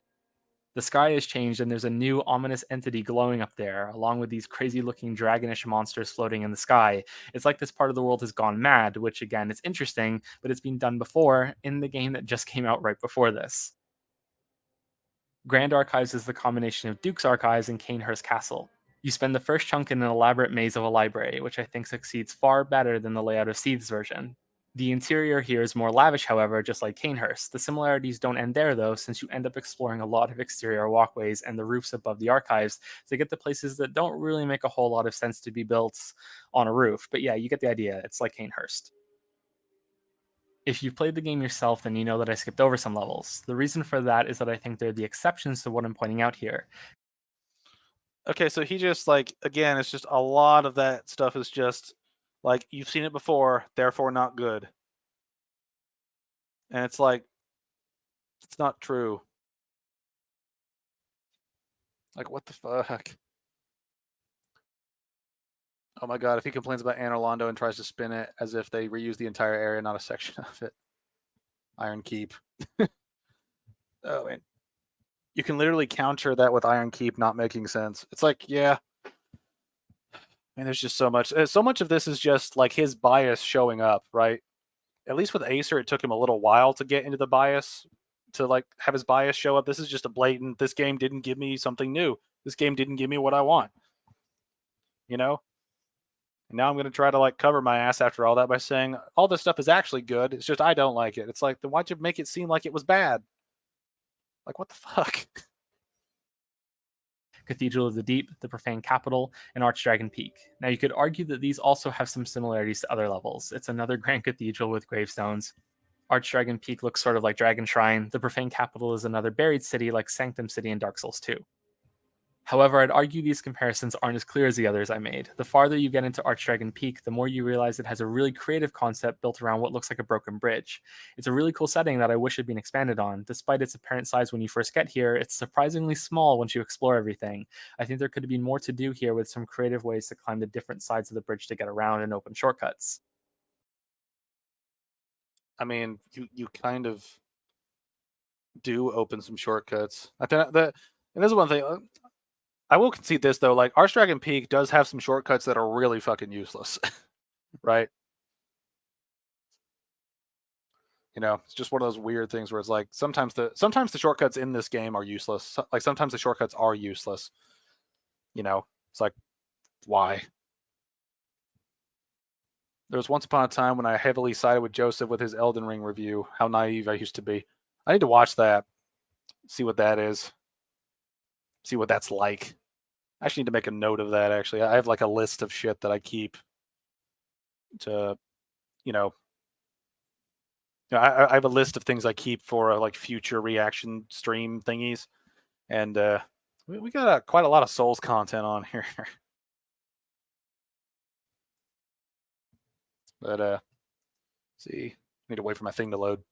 That elevator that leads back to the first bonfire in Archdragon Peak is so fucking useless. Why would I need to come back down there? Yeah, it's like having a shortcut from one bonfire to another bonfire. It's really useless. Like, why put it? Why put it there?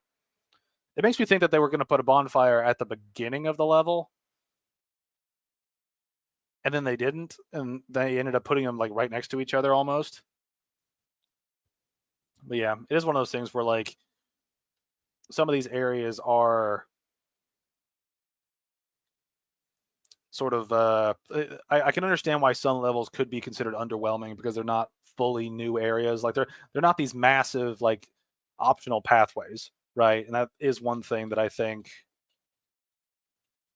that could impact different things of games as they go on. Different games is when you have a concept of what the level should be versus what they actually give you, and kind of where your opinion uh, meets reality and kind of how you feel about that. Because contrary to what some people might believe, I think that your feelings towards games are very important. But what the game actually offers is more important because it's what it actually is, not what you want it to be or what you thought it should be or what you think it is. Right? There is just a hard line of it is what it is, and we can criticize it because of that. And whether you like it or not, that's up to you. But like, you need to explain why you like things and why you don't like things. Otherwise people are not going to be able to understand where you're coming from. Profane Capital is also unique when you get past the first area and see the ruined temple full of discarded goblets and treasure. I really like the theme of this area, and so I was deeply disappointed when it turned out to be the smallest level in the game. This part here, when you get inside, is it. This is all there is. There's a separate area that's another swamp nearby that's mostly more of the dungeon rather than this lost city. I think it's a real waste that more wasn't done with this place, and I'll talk a little bit more about that later. Well, this is one thing too, is like there have been several areas in the series where there's not a lot there, right? So what dictates when it's good or not?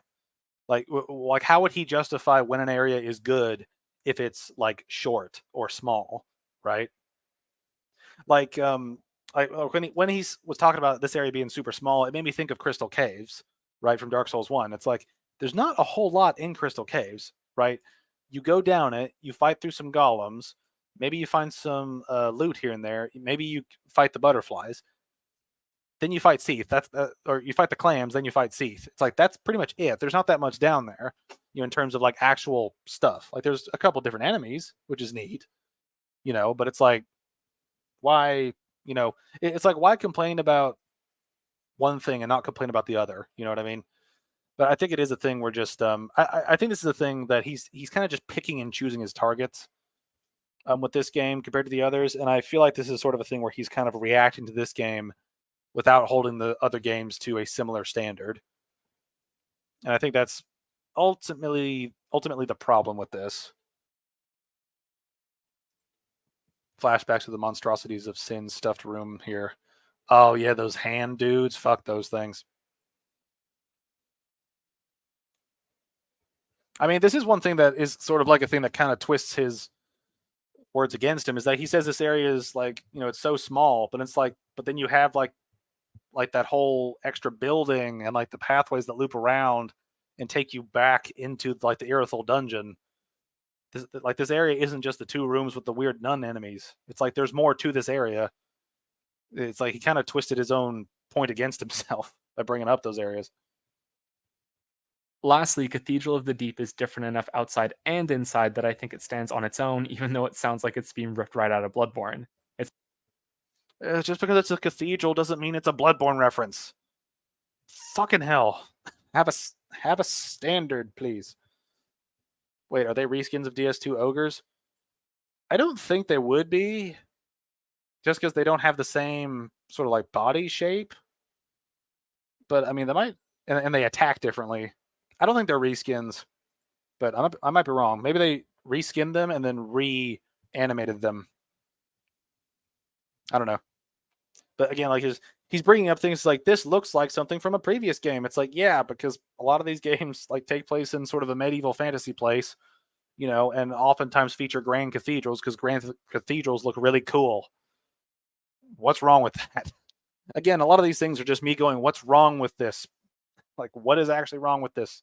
You make it seem like a problem. What is wrong with this?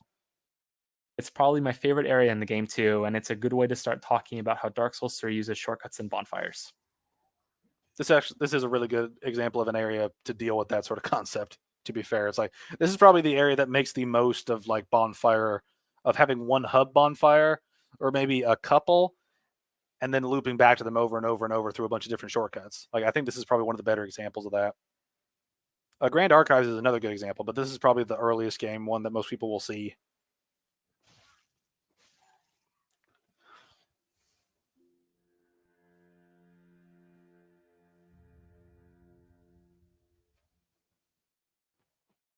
So this is what I mean when I say the level design is great, despite the theme or location type of a lot of levels being reruns.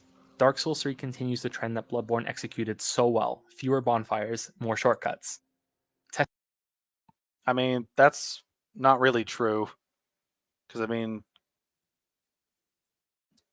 I mean, Dark Souls 3 has a fair amount of bonfires, right? This is like Bloodborne's like checkpoints are not as plentiful like as people might think, right? They also don't act as checkpoints, like they act as respawn points. Like you can't rest at a lantern, right? You have to warp somewhere and come back, right? Which is again a criticism of Bloodborne's lantern system.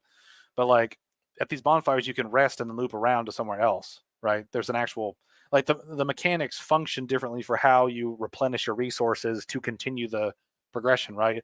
Bloodborne, enemies drop vials that heal you, right?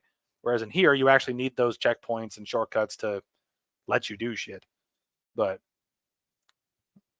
see what he's going for. You can't rest at a lantern. I will never let anyone convince me that wasn't a horrible idea. I agree. Such a letdown. Testing the player to find ways to link back in order to skip early sections and levels, instead of just plopping down a new bonfire so close together like was done in Dark Souls 2. The problem is, some of you that have played the game might be confused that I just said that, because unfortunately the game still has that bonfire problem in some areas. See, there are 2 kinds of levels in this game. There are the large complex mazes, and then there are these sort of weird connecting parts where the developers seem to have forgotten how they work. An example of this is the area leading up to the Cathedral of the Deep. You kill a boss here, this big hat black mage, and you get a bonfire. Then a little after this, you get a bonfire right away. A little after that, you get another bonfire. They're so close together, yet this last bonfire is used to explore a gigantic, massive, sprawling level and has shortcuts leading back to it. Same goes for parts of Undead Settlement, and this is one thing, right? Like there are problems. You literally can't do anything without needing to return to the hub.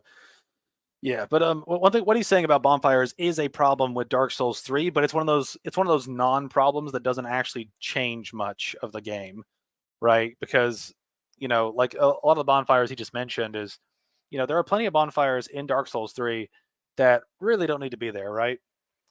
But if you took them out, it wouldn't really change the experience all that much either, right? Like after killing the Crystal Sage, right? You get a bonfire there, then you kill or run past like a couple of dudes, like literally like 3 dudes, and then you're at the next bonfire, right? It's like, okay, you could take out one of those It's like you can take out one of those bonfires and the system would be okay. Now, the next area I think is different because there are two unique enemies that can be a little tough. And then you get an area with a lot of archers and dogs, right? So the next area is a lot more chaotic, and you have an enemy that will bum rush you and explode on you right before the bonfire in the actual cathedral part, right? So I think taking out the middle bonfire would work, just as a progression thing. But I also think that it's one of those things where they've kind of created principles of we create a bonfire after you defeat a boss, but then the next area has a bonfire near the beginning so that you can actually use that bonfire to warp there and to easily warp there, in the list of warping options, right? So it's like a really weird it's like a really weird thing that I guess they just don't care about, which I'm kind of okay with because like I said, you lose a bonfire, right? Like you lose one bonfire, you have to deal with three more enemies. It's like, okay, big deal. And some of the other bonfires are just so negligible in terms of the challenge in between that it doesn't really matter if the bonfire's there or not. It's not, it's a little stupid to add the extra bonfire, yeah, but the overall challenge isn't hindered that much if you've only got like two enemies between it, you know, or if you've just got, a bonfire that leads to another bonfire, like the Dragon Slayer armor bonfire being like 50 meters from the Grand Archives bonfire. Like that stuff is useless, but it's not really problematic in any case. It's just kind of an extra bonfire that didn't need to be there for no real reason. It's just weird. Okay, come on. I don't know if I can give him this one. Actually, I can partially give him this. They could afford to take out the bonfire just after the Crystal Sage bonfire because there's one coming up anyway. Yeah, yeah, and like I said, I think there are a lot of bonfires they could take out of Dark Souls 3. Now, how many and exactly which ones, I think we can debate, but like they could take out a significant amount of them. Dark Souls 2 is something I can kind of understand because they tended to stuff that game full of enemies and durability was ridiculously reduced. So you kind of need bonfires to facilitate like replenishment of resources. But then again, replenishment of resources deplete ridiculously fast in that game depending on which resource it is, right? So it's a really badly balanced game when it comes to that. Whereas this game is a lot more forgiving in that sort of checkpoint sense when it didn't have to be. But some of them are a significant balancing problem for difficulty. Some of them are not. Some of them are just a stupid, why is there an extra bonfire? But some of them actually do cause like a sort of difficulty dip because, just you fight three enemies and you get another checkpoint. It's like, oh, okay. Thank you, I guess. And a lot of the connecting portions between levels after bosses. Originally, I thought the issue was caused because all bosses leave a bonfire when you kill them, and that these are seen by the game as extra checkpoints that don't count or something. But sometimes these bonfires are the important well-spaced ones, and it's another one that comes right after that's the problem, so it's not really consistent. I mean, this is one thing is like kind of what I just said, right? Bosses dropping bonfires has become sort of a thing. Um, or dropping checkpoints has sort of become a thing. And the checkpoints after them, can be seen as problematic. I would kind of view it the opposite way. And I think this is sort of like interpretable in different ways. I think you can have one or the other, and they both kind of make the same sense. Like, I would rather bosses don't drop bonfires and you would place bonfires in the next area shortly thereafter, right? Like, what I would do for, let's just say, like a take the Abyss Watchers, for example. You kill the Abyss Watchers, and then you go, um, and then they don't drop a bonfire. But when you go down into the catacombs of Karthus, the bonfire is right down there in that first level when you hit the bottom of the stairs after the Abyss Watchers, right? It's technically in the new area, so you don't have to worry about the warping thing. And you get your next bonfire and a checkpoint that works for that area, right? Like I think I think boss bonfires don't necessarily need to be there. Now that does need to be balanced with where the boss is, because I'm fine with the bonfire for Vort being where it is because you can use that for later in the game when you either need to progress or you need to go to fight the dancer and you don't want to go through the shortcuts leading up to the dancer again or leading down towards Vort's fight, but also leads to the dancer fight, right? Where you go through some hollows, go down the elevator, go through a couple pathways, and then you're there, or go through a pathway and then you're there, right? Like I can kind of understand some bonfires, when there's like different shit around them.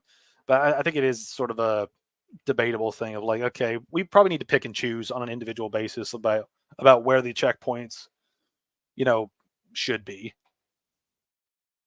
Clearest example of this is close to the end of the game. You kill the Dragon Slayer armor boss, which then creates a bonfire, and then you move on to the next area and find another bonfire seconds later, which is the staging one for the Grand Archives, a bonfire that is used wonderfully for a gigantic level and functions with multiple shortcuts that you find in open. I think there's about 3 or 4, so it's quite a lot. And yet this bonfire is so close to the one you got from the boss that you can see it when you're standing next to it. I'd say there are about 6 or so bonfires in this game that could be removed completely and the game would be better for it. This is a really weird issue because it's so obvious, like you can't even argue that a couple of these should be gone. It's made Yeah, and this is something I would agree with him on is like, some of the bonfires just are really weirdly placed. Like that undead settlement thing, I'd take out that first bonfire or take out the second one. I think either of those could be taken out. Not both, but either of them could be taken out. Now, preferably, I'd take out the second one because the first one is like you get there right after warping. And I don't want people to have to go through the cutscene of like getting flown down to the undead settlement over and over and over if they die to the dogs or whatever. But like, it is weird to have it's weird to have bonfires inside of each other. It's just really weird. made even weirder by how expertly some of the other bonfires are handled. Like I said, Cathedral of the Deep is one of my favorite levels. You use this bonfire to explore the area around the foundation of the cathedral. Then you go through a graveyard with infinitely spawning undead, which is an okay mechanic, it's different, and then open a ladder shortcut down to that foundation. You have to make your way around the cathedral after that, which is quite a long stretch to complete. There are a lot of enemies here, and the game doesn't hold back with ambushes either. It's great, it's interesting, and it's a challenge. You then find a way into the cathedral, and if this was Dark Souls 2, there would be a bonfire right here and probably another one next to it. Instead, you find an elevator and open a locked door back to the bonfire for another shortcut. There's a second one like this later on as you're now exploring the inside of the cathedral. You also get to open a second entrance from within that can act as yet another shortcut. This place also has some significant secrets.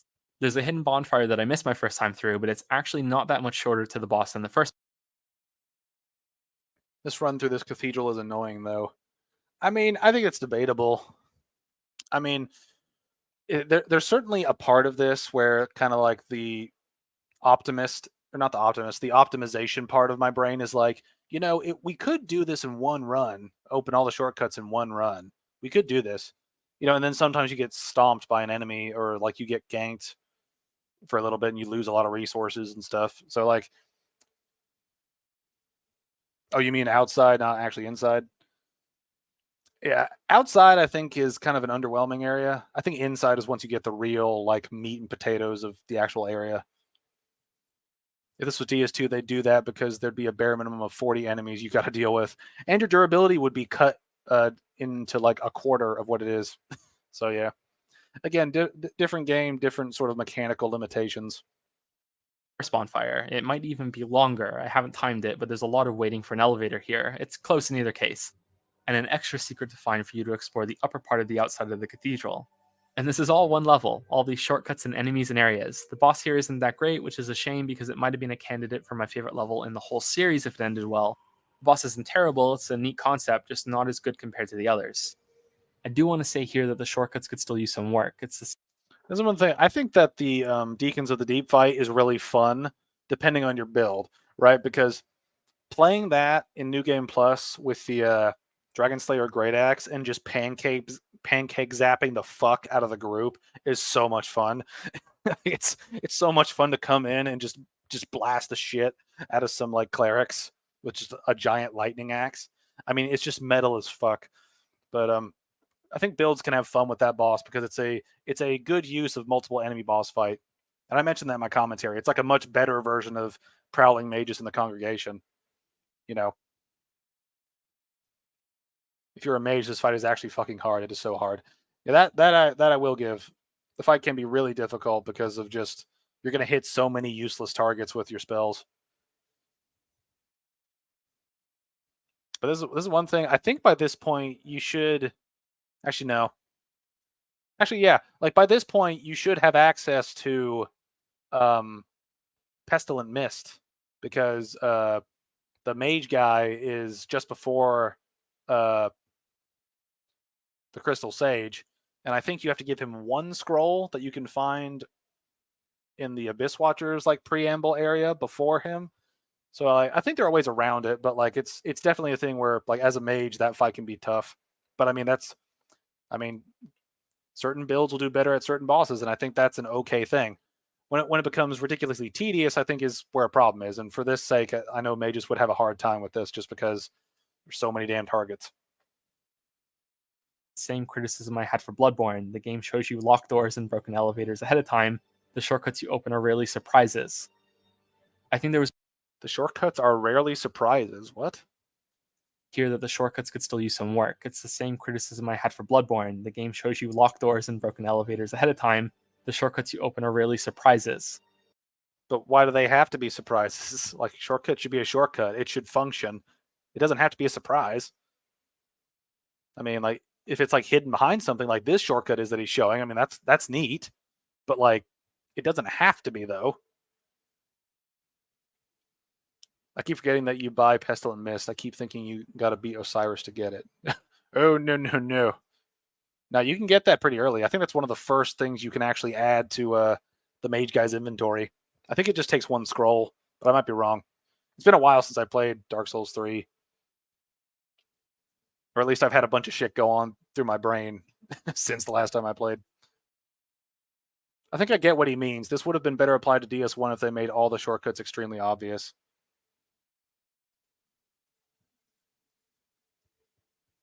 I don't know. I think it's a thing where, like, I think hidden shortcuts can be neat. I just think his implication, is like he's implying that it would be better if they are hidden, and it's like I don't think that's necessarily true. This is the third game in the series. You know what's up. You know there's going to be shortcuts. No need to edge and tease. I mean, there's no need, but I'm kind of in the middle on this to a certain degree, where it's like I don't think they have to be blatantly obvious. Like I don't think you have to see a shortcut before you can use it, but I don't think that they have to be hidden and gimmicky either. Like I think that they can just be like a door that's locked, and I think that's fine, or like a ladder that you kick down, and that's fine, right? Like I just think as long as the shortcuts work in appropriate places to give you a significant boost to progression, I think they've done their job. I think that's really all you really need in a shortcut, actually. It's just it needs to work as a shortcut functionally, and that's about it. It doesn't really need to be packaged any particular way. DS2 DLC hidden bonfires. Yeah, hidden bonfires or just bonfires that are hard to fucking get to, period. Yeah. Anyway. I think there was only one that caught me off guard in the game, when you find an elevator and open a switch at the bottom that lowers a bookcase in the archives. I really wish the game tried to be more creative with its shortcuts instead of putting so many obvious paths around the base bonfire to recapture that feeling of, I don't even know where I'm going, and then it clicks and you know exactly where you are because it was a surprise. Even so, opening shortcuts and going back to bonfires is the standard that many other areas follow. The opening area in Lothric is just like this. It's not as elaborate, but it's the first level, so it really shouldn't be. Irithyll is a bit more straightforward, but it's similar in many ways. The ending at Lothric in the Grand Archives is closer to this, and combined with other larger levels, it's why I think the game has such a consistently great level design. Which is another reason why I think Dark Souls 3 could be seen as the best in the series, because it maintains this level of quality. It doesn't fall to unfinished pieces like Dark Souls 1 does, and it doesn't sulk in mediocrity like much of Dark Souls 2. Wait a minute. What are these things he's saying? Like saying this is the best level design, right? Or the shortcut usage? Dark Souls 3 could be seen as the best in the series, because it maintains this level of quality. It doesn't fall to unfinished pieces like Dark Souls 1 does, and it doesn't sulk in mediocrity like much of Dark Souls 2. It's Okay, the sulking and mediocrity, I think, is something that Dark Souls 2 can be kind of like. I think I understand what he means by that, but the Dark Souls 1 point is just weird. Like, what do you mean? Like, Souls 3 could be seen as the best in the series, because it maintains this level of quality. It doesn't fall to unfinished pieces like Dark Souls 1 does. It doesn't fall to unfinished pieces. What are you talking about? I thought we were talking about shortcuts. Right? There are shortcuts to this. Right now, granted, there's a hidden bonfire, and there's also like, a shortcut that requires a covenant and some farming stuff, but they do exist. Now, it's not the best area. This is probably the worst area for shortcuts in the game, actually.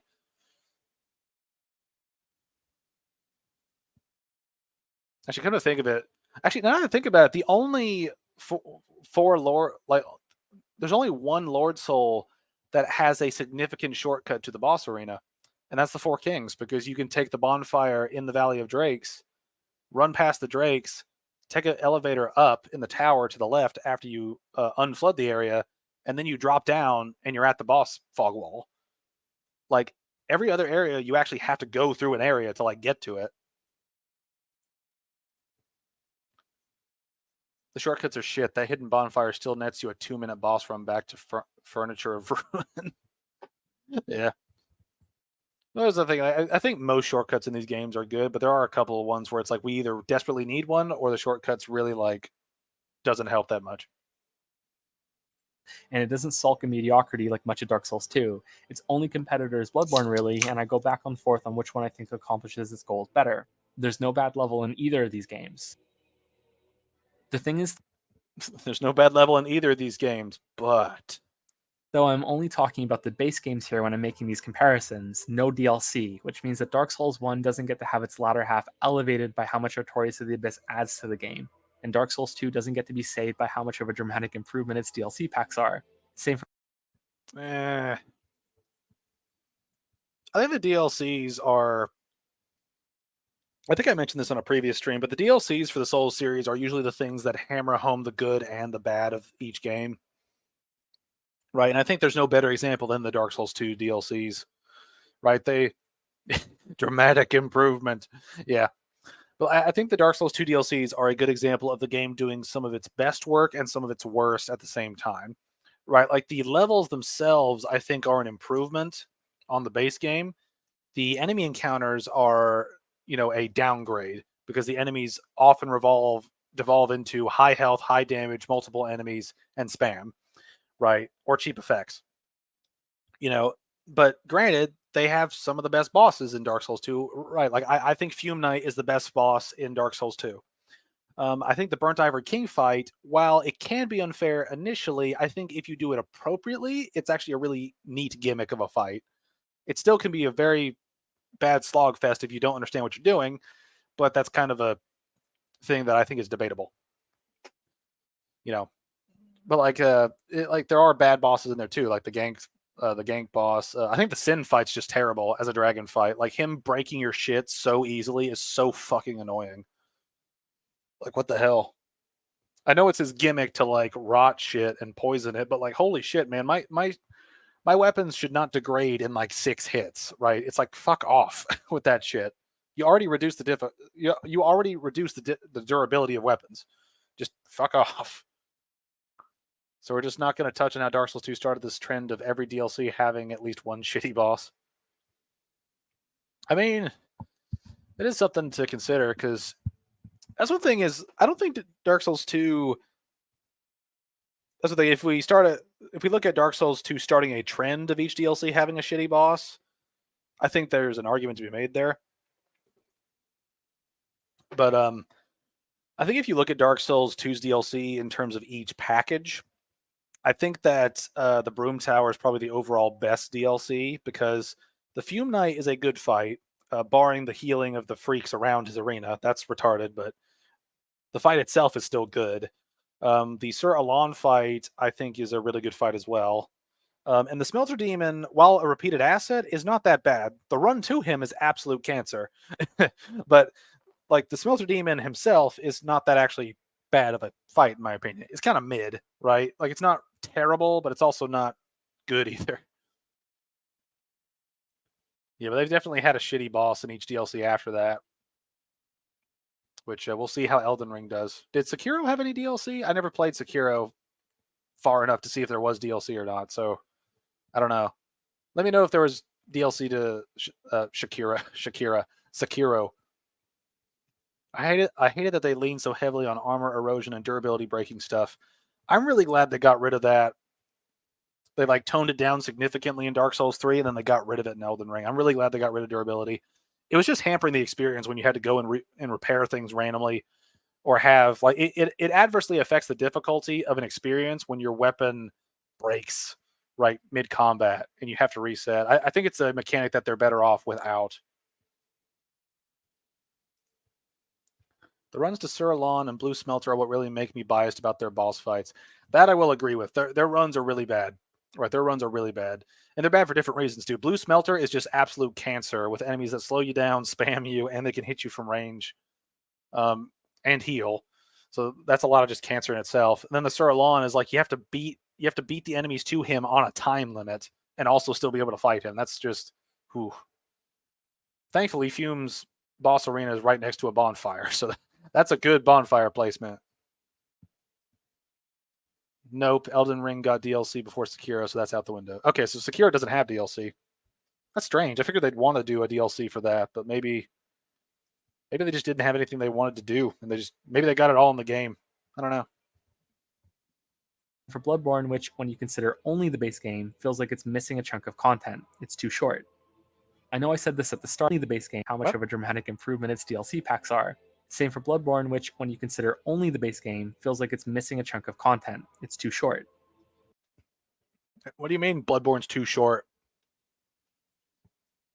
Even if you take out the DLC, it's still going to take you like a decent bit of time to like beat the game. It's not like every other game was like 8 hours to beat, and now this thing's like 4. It's like all these games take like quite a few hours to beat. I mean, especially Elden Ring. Holy shit. I know I said this at the start, but it's another reason why I don't want to judge it right now. The DLC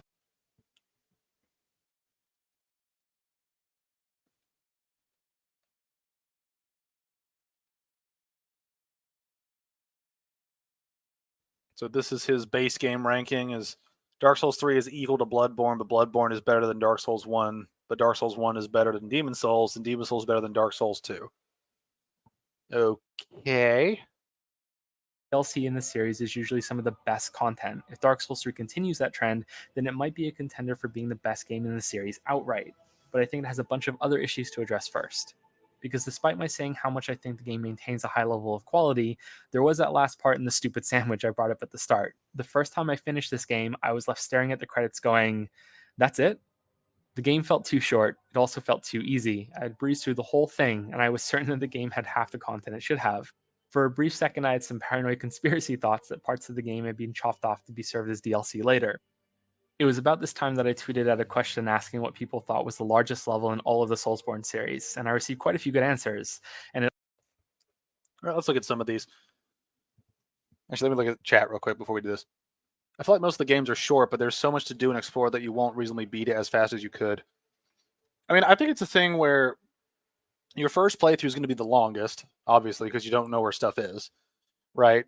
But I do think that like you can reasonably say that if you're a fan of this series and you're going into a game fresh, I'd reasonably say that you'd probably take somewhere between 10, if I want to be really generous, maybe 10 to 20 hours to beat the game, right? If you're experienced with these types of games and you're going into the game fresh, right? And I'm talking sort of like base game, not including DLC.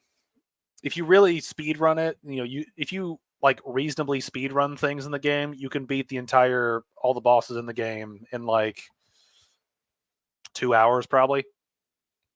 If you put DLC in there, probably 3. If you're not doing any crazy like skipping or shit. But yeah, let's look at some of these things. What do people think are the biggest areas? Let's see, Blighttown, Demon Ruins, Lost Islith. Let's see, in Orlando, Archives, Darkroot Basin Garden, Berg and Blighttown, in Orlando. There's a lot of Anne Orlandos in here. Yeah, and the Painted World has the most content, so I would agree with that comment. It's like there's a lot of content crammed in there. Another Blighttown, another Anne Orlando. it also proved that sometimes it's good to wait for a while before deciding something, because now I'm pretty sure that Dark Souls 3 is a bigger game than Dark Souls 1. It may have fewer named levels, but the ones here are larger and more involved and, actually finished. I think it's fair to say that, at the very least, the game is about equal in terms of content to Dark Souls 1 when comparing the base games, and that my initial reaction was wrong. This is tied to the other half of that disappointment, the game's difficulty. Now, this is a very awkward topic for me to address. It's tangled with a lot of the game's strengths and weaknesses. Okay, he's about to talk about difficulty here in a minute, but I think when it comes to talking about the actual like which areas are the largest, I think one of the biggest things why Dark Souls 3 might feel more empty is that you're coming off of Dark Souls 2, right? In terms of this series, right? Again, I try to differentiate Bloodborne from this just because it's a totally different game franchise type of thing, you know. But Acer would have gotten hit by most of those attacks. Yeah. Let's leave Acer alone for a little while. We'll get back to him soon enough. I promise you that. Believe that. But so I think it is a thing where, like, if you go from Dark Souls 2 to Dark Souls 3, it's going to feel like there's less content in the game. And I think that's largely because there are so many bosses in Dark Souls 2. So it feels like you're getting more content when you're not, in terms of like actual world size, right? Like it feels bigger because the bosses keep getting thrown at you, but the world itself is not actually that big, you know. Like when you like the ending of Dark Souls 2 feels so much bigger than the last encounter with Gwyn or the encounter with the Soul of Cinder because you fight 4 bosses in a row, right? Now granted it's 3 encounters, but it's like you're fighting a double boss, then a single boss, and then you're probably going to fight Aldia afterwards, right? So that's a huge boss run. So it makes the boss fight feel way bigger than it actually is compared to like the last bosses of the base game of Dark Souls 1 and 3, where you fight the one guy, and he might have 1 or 2 phases, I could see that Dark Souls 2 is enormous. I was hate playing my way through the game just to get it over with and it wouldn't budge. That's the thing. Like Dark Souls 2 has a lot of like Dark Souls 2 I think is the best example of just stuffing a game with shit, right? And then passing it off as serviceable. And there is some good stuff in there. It's just there's a lot of mediocre shit that made it in. Like you can look at anybody's boss tier list of Dark Souls 2 bosses. You're guaranteed at least like 5 to 10 like shitty ones, right? Like both rat bosses are terrible. Congregation's terrible. Dragon Rider's pretty pathetic. The twin Dragon Riders are slightly less pathetic. Like repeating Smelter Demon twice. Those fights aren't that great. The gank bosses are terrible. Skeleton Lords are pretty bad. It's like there's a lot of bosses that like just, yeah, Skeleton Lords. And it's just like there's a lot of bosses that make the game feel bigger, even though it might not physically be bigger. It's just because they found an area that would work as an arena and then threw some enemies in there and just said, this will work. The skeletons. Anyway, let's see what he has to say about difficulty. A very awkward topic for me to address. It's tangled with a lot of the game's strengths and weaknesses. Those strengths being the game's combat, enemy variety, and bosses, and the weaknesses being the game is glitchy and was rushed to release. So let's try this by starting with the combat. Dark Souls 3 is a combination of Dark Souls 1 and 2. The way movement and attacks are handled feels identical to the first game, but it runs at 60 frames per second and has adopted some of the improvements from the sequel. What improvements to the combat are you talking about? He needs to substantiate that because there are a lot of criticisms of Dark Souls 2's combat. An example being you can wear more armor before your movement is lowered. These changes... That's an example of Dark Souls 2 making the system work better? What? That's not a Dark Souls 2 thing. Dark Souls 1 or 2 can allow you to do that if you get your equip load up and you find armor that fits you. It's like that's not a Dark Souls 2 thing. Imagine if the bone wheels that spawn had the same strength as the DS1 type. The fight would be one of the hardest in the game. Yeah. It very well could have been. Yeah, this point he's making is just bizarre. It's from the sequel. An example being you can wear more armor before your movement is lowered. These changes were enough for me to have no issues whatsoever with multiple enemy encounters. The game ran smoothly enough and I could move freely enough that I could drop my lock on and deal with all the fights against multiples. It was just as enjoyable as it was in Dark Souls 2. I know... What? Like, so okay, I need to get his entire point because I don't understand what he's actually saying right now. Dark Souls 3 is a combination of Dark Souls 1 and 2. The way movement and attacks are handled feels identical to the first game, but it runs at 60 frames per second and has adopted some of the improvements from the sequel.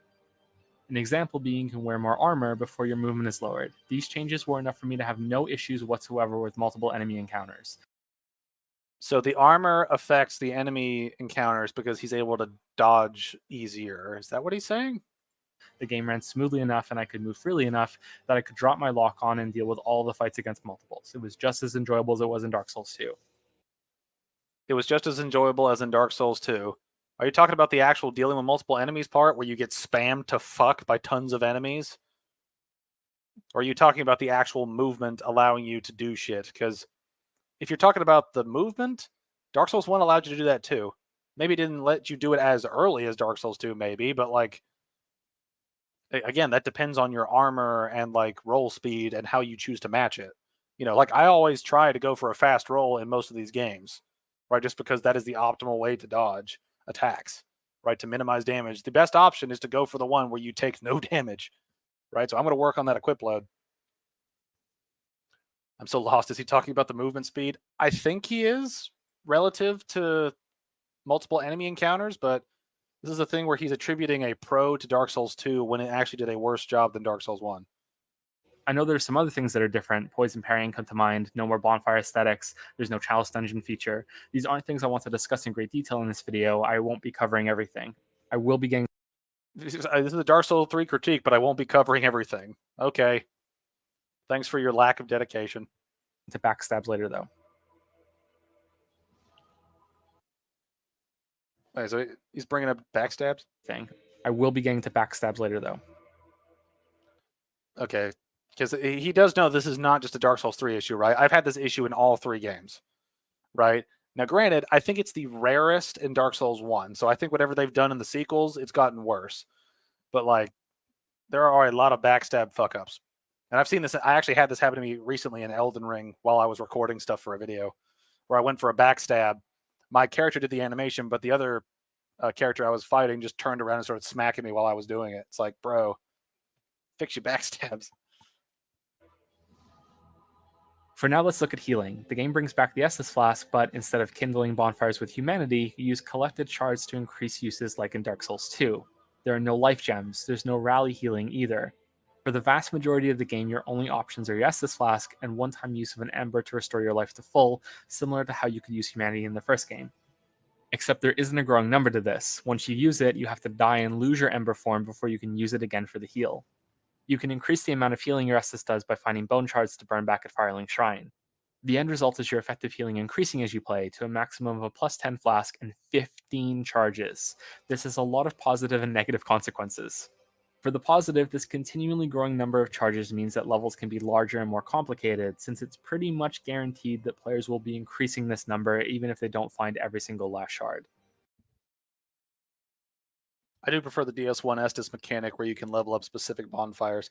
Yeah, and I think the bonfire in Dark Souls 1 is probably the most interesting bonfire mechanic system for healing specifically, but also just bonfire system in general of the trilogy. I think Elden Ring rivals it to a certain degree, but it also misses out because you can literally do everything at a bonfire in Dark Souls 1. It's such a nice thing. It makes me want to go back and replay Dark Souls 1. Yeah, but what he's talking about here, I think, is the amount of Estus he's saying leads to pros and cons, and I'm wondering where he's going with this, because the biggest reason why I think they allowed everybody to have 15 Estus as a maximum is because of the way they rebalanced magic.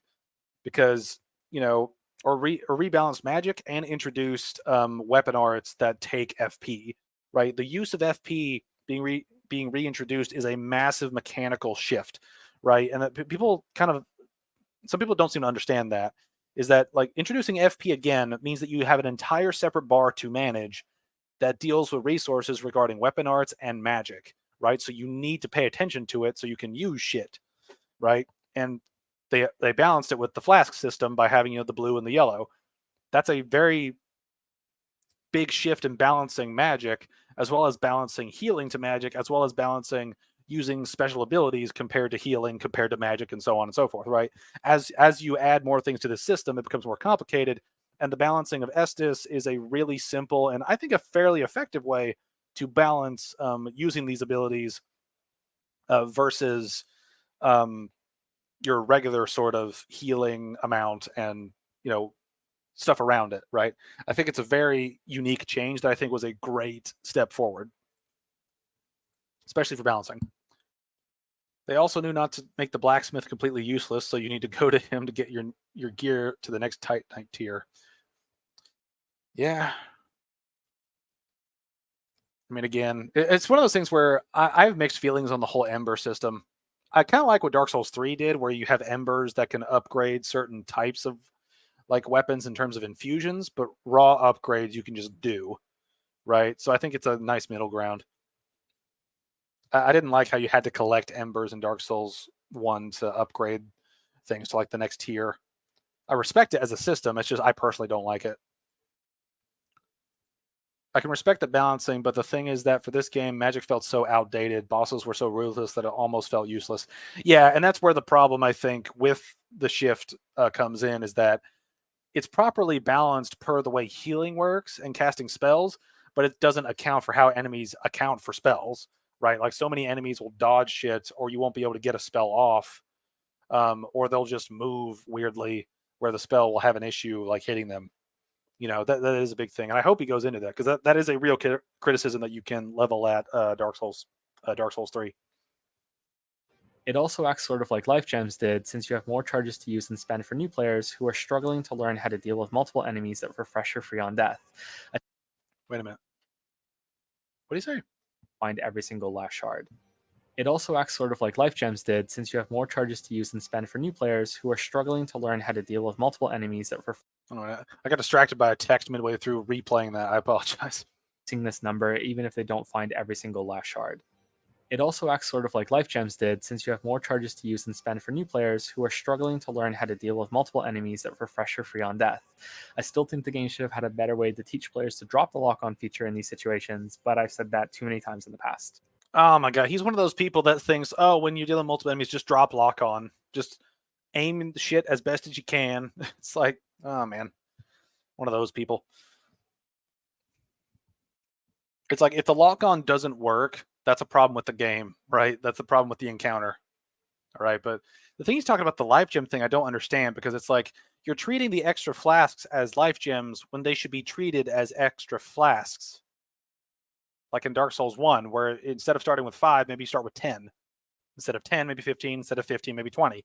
Right? Like, what the hell? See how many enemies were there and he was able to dispatch them fearlessly? Not in DS2. He'd have died. That's the thing, is like DS2 would have it where an enemy would come out of a corner in a grab animation to pull you in, and it would do like 90% of your health, and then one little guy would shoot you from like 15 feet away. Like, I gotta go back to this point he's making about the life gem thing, because it's such a weird thing to say. It also acts sort of like Life Gems did, since you have more charges to use and spend for new players. Damn, I am just misclicking all over the place. I apologize. It also acts sort of like Life Gems did, since you have more charges to use and spend for new players who are struggling to learn how to deal with multiple enemies that refresh for free on death. I still think the game should have had a better way to teach players to drop the lock-on feature. That refresh for free on death? So he's literally comparing it to the life gem system when it acts as the Estus system from the previous game. What the hell are you talking about? Like, why did you draw this life gems are different than the Estus because you can hold 99 of them. That's massively overpowered for just attrition's sake. Like, what the hell? Like, why are you comparing those two? In these situations, but I've said that too many times in the past. Increasing this number also feels good. It's another way that you're growing in power, leveling up, increasing options, health bar, stamina bar, better equipment, killing enemies in fewer hits, more healing. It rewards exploration too, since these items are precious, and there's one shard in almost every area for you to find. It's worth. That is one thing that I do think is that's the thing, is like I kind of get where he's coming from for like the way they balance the shard system. Like, I like the shard system better than the just chunk system that Dark Souls 1 had, where you kind of go from 5 to 10, then 10 to 15, then 15 to 20. I think the shard system is better for balancing sake, because, it really does change the difficulty of an encounter if you go from 5 healing to 10, right? You just doubled your resources. And later on in the game, you can go from 5 to 15 or 5 to 20, like tripling or quadrupling your healing, right? Like those are huge increases to that shit. And while I like the way it works and at what points you can do things, I do think that the shard system is a little bit better for progression's sake because every time, like you said, every area you'll usually find like a shard, right? So you get a little bit more healing, a little bit more magic, a little bit more. You get a little bit more as you go through the game, and then you cap off with your max, right? I think that is a good balancing system for progression's sake. And I think it's a refinement on just the chunk healing that we got previously in Dark Souls 1 and the buyable and farmable healing that we got in Dark Souls 2. No, I disagree with that. Life gems were nigh infinite. You didn't have to play well at all with life gems as they were easy access. Yeah, and that's true. Estus makes it easier as you get the upgrades, but you still need to properly maintain it, and you actually worry with each one you use. Yeah, and this is one thing that I think, again, makes the Estus system, I think, superior to any other system they've made is just that it's a resource for you to manage that you can run out of, but it refreshes upon refreshing at a checkpoint, right? So you can try the encounter without having to farm. And unnecessary farming in a game is a thing that I think should be considered more for games, right? I hate games with unnecessary farming, for shit that's really important for the game to function, right? Like some games have a farming aspect just because like you need resources and it requires varying amounts, right? That's one thing. When you have to farm to get back to playing the base content of the game, I think you fucked up.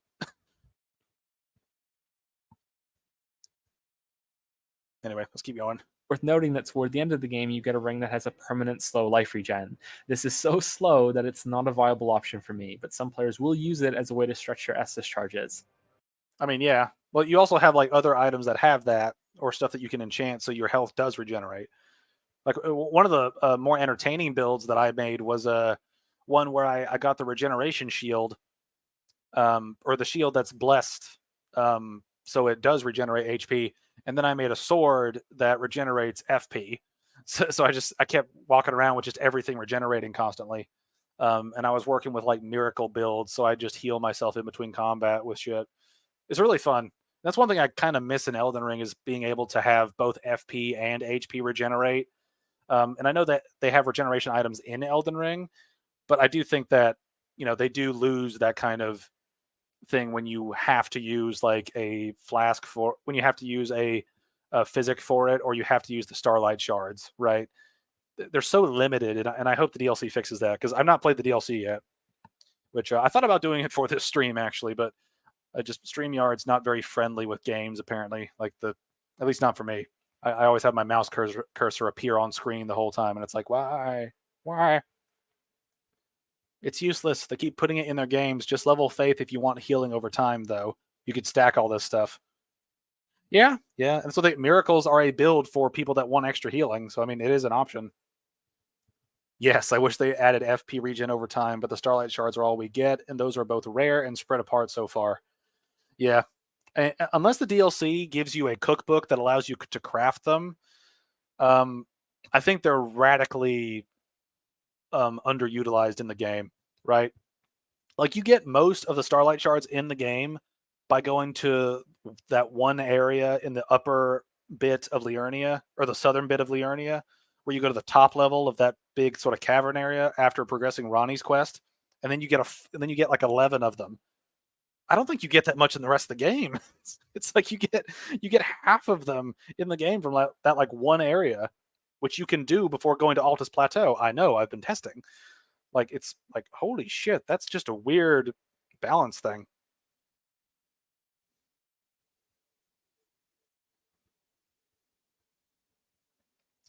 I don't know. It's weird.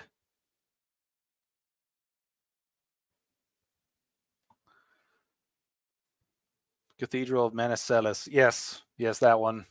It's like there's so many of them there. It's like holy shit. It's not all that hidden either. It comes so late that I'm not sure how I feel about it. Rings aren't like they are in Dark Souls 2 either. They can't be broken. For the sake of argument, I'm going to ignore it. So this means that Dark Souls 3 has the purest healing system in the series when it comes to strictly limiting how much you can do. I'm sure there's some glitches to get around it, or maybe there's some method with magic for unlimited healing that I don't know about. But for most players, on their first time through, just like in the earlier games, this number is going to be how many mistakes you can make and recover from before you're kicked back to the bonfire and have to start all over again. And I think that 15 is just simply too many for experienced players. Well, I mean, like, depending on how you want to stretch that, you could say that 2 is too much for experienced players. It's like the caveat that you said is experienced players, right? Like, experienced players, if you want to stretch that, involve people like Let Me Solo Her, who solos like the hardest bosses in each game without taking damage over and over and over and over and over and over and over, right? Like, 15 is a good amount to have at the baseline because you also have to account for magic users. Like, if this was kept down to like 5 or 10, magic users would have no shot using magic unless FP just regenerated on its own, right? And it regenerated appropriately, right? Like, they need to have 15 because they need to be able to balance it with magic users who are going to use several flasks for attacking because that's what their builds are built around. Those weird amalgamation sorceries that are spheres, the whole bunch of heads should have dropped them. Yeah, like, make those farmable. I mean, even if they just make them farmable, I'm fine with that. They can be broken if somehow you break 600 durability rings, LeMayo. Yeah. I don't know. It's just weird.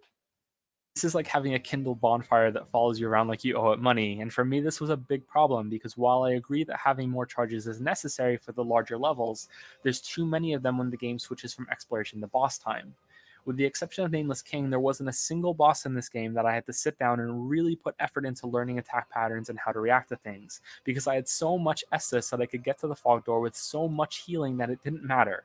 I could make mistakes and play really greedy. A risky hit is worth it because I can heal. The boss can't. So I can whittle them down while still putting some effort into avoiding damage and still win with plenty of healing to spare. The game That's one thing he's talking about, right? Is like all this shit. It's like he's not accounting for the magic builds. He's not accounting for other builds that need the blue flasks, which eat into your yellow ones. It's like that's a huge part of why they give you so many.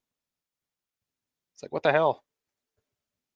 Also, keep in mind that you will have new players playing this game. This was my first, and I needed these Estus flasks. Yeah, it's like new players will need those, right? It's the developer's way of saying, hey, if you want to get into this game, here's some stuff to help you get into it. It's like, we're not going to change the difficulty that much, but we are going to give you extra allowances. You know, it's just, he's forgetting that the Estus is not meant to just be capped at 15 for every build. It's different. It fluctuates. game also liberally grants you bonus charges while exploring, which could have been a great alternative to the player having this massive Estus flask. Some enemies seem to drop them, just like some enemies would randomly give you soft humanity in Dark Souls 1, so there's even more healing given to you to keep you going. There weren't many times I felt challenged enough to really learn the enemies of an area either because of this. This is the same problem that I had with Bloodborne, and the only solution I can think of is one that I've been saying for a while. The game needs a hard mode. Now, No. These games have the mode. It's the game. No difficulty modes. Okay, no difficulty modes in either direction, right?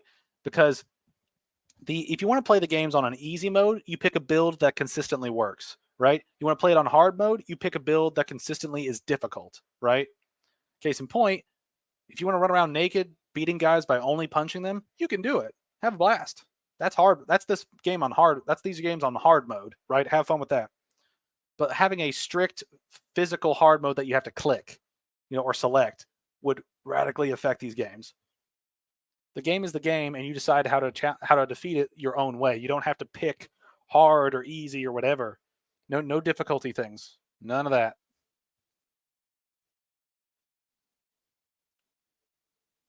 Not everyone has experience with Souls games, and before Elden Ring, this was the game where people recommended it as someone's first FromSoft game. That's true.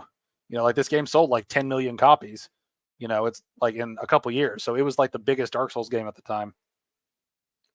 The games have a hard mode, using less and less of the game's mechanics. Easy mode is the opposite. Yeah, it's like the games are themselves. You don't need a difficulty mode to play it in a hard way. A lot has been said about the series and difficulty options. Mark Brown over at Game Maker's Toolkit did a good video on it. The game is meant to be about a certain designed experience of the player beating overwhelming odds. That video is on whether the game should have an easy mode for new players. For me, the problem is more about series veterans. So Just play with the build that's not like, so just play with restrictions. Don't upgrade your weapons. It's like, don't upgrade your flasks. Like, you can impose whatever rules you want to make the game harder for you, right? Like, you don't have to have a quote unquote hard mode. Like, what would you actually want in a hard mode anyway? What, like half resources? You have half the stats require twice as many souls to level up. What do you want in a hard mode, right? It's like you're mentioning a hard mode, but you're not mentioning what you actually want in a hard mode. The idea of a game having a specific experience for the player and having difficulty modifiers to alter that experience aren't mutually exclusive in my mind. In fact, I think they go hand in hand for players at different skill levels to be able to get the intended effect out of the game. To get the intended effect out of the game. The intended effect of these games is to overcome the challenge by whatever means necessary. That's how these games work. You would know that if you had played them and understood them. That's how these games operate. It is the challenge and the thrill of overcoming said challenge that is the appeal in these games. If you have a hard mode and an easy mode, that's just going to fuck with the total package. It's like people like overcoming these challenges because these are like sort of like one type of difficulty, right? And if you rise above it, you've kind of reached a certain level. If you continue to fail at it, you're failing at the game. You shouldn't get a handout just because you're having a bad time.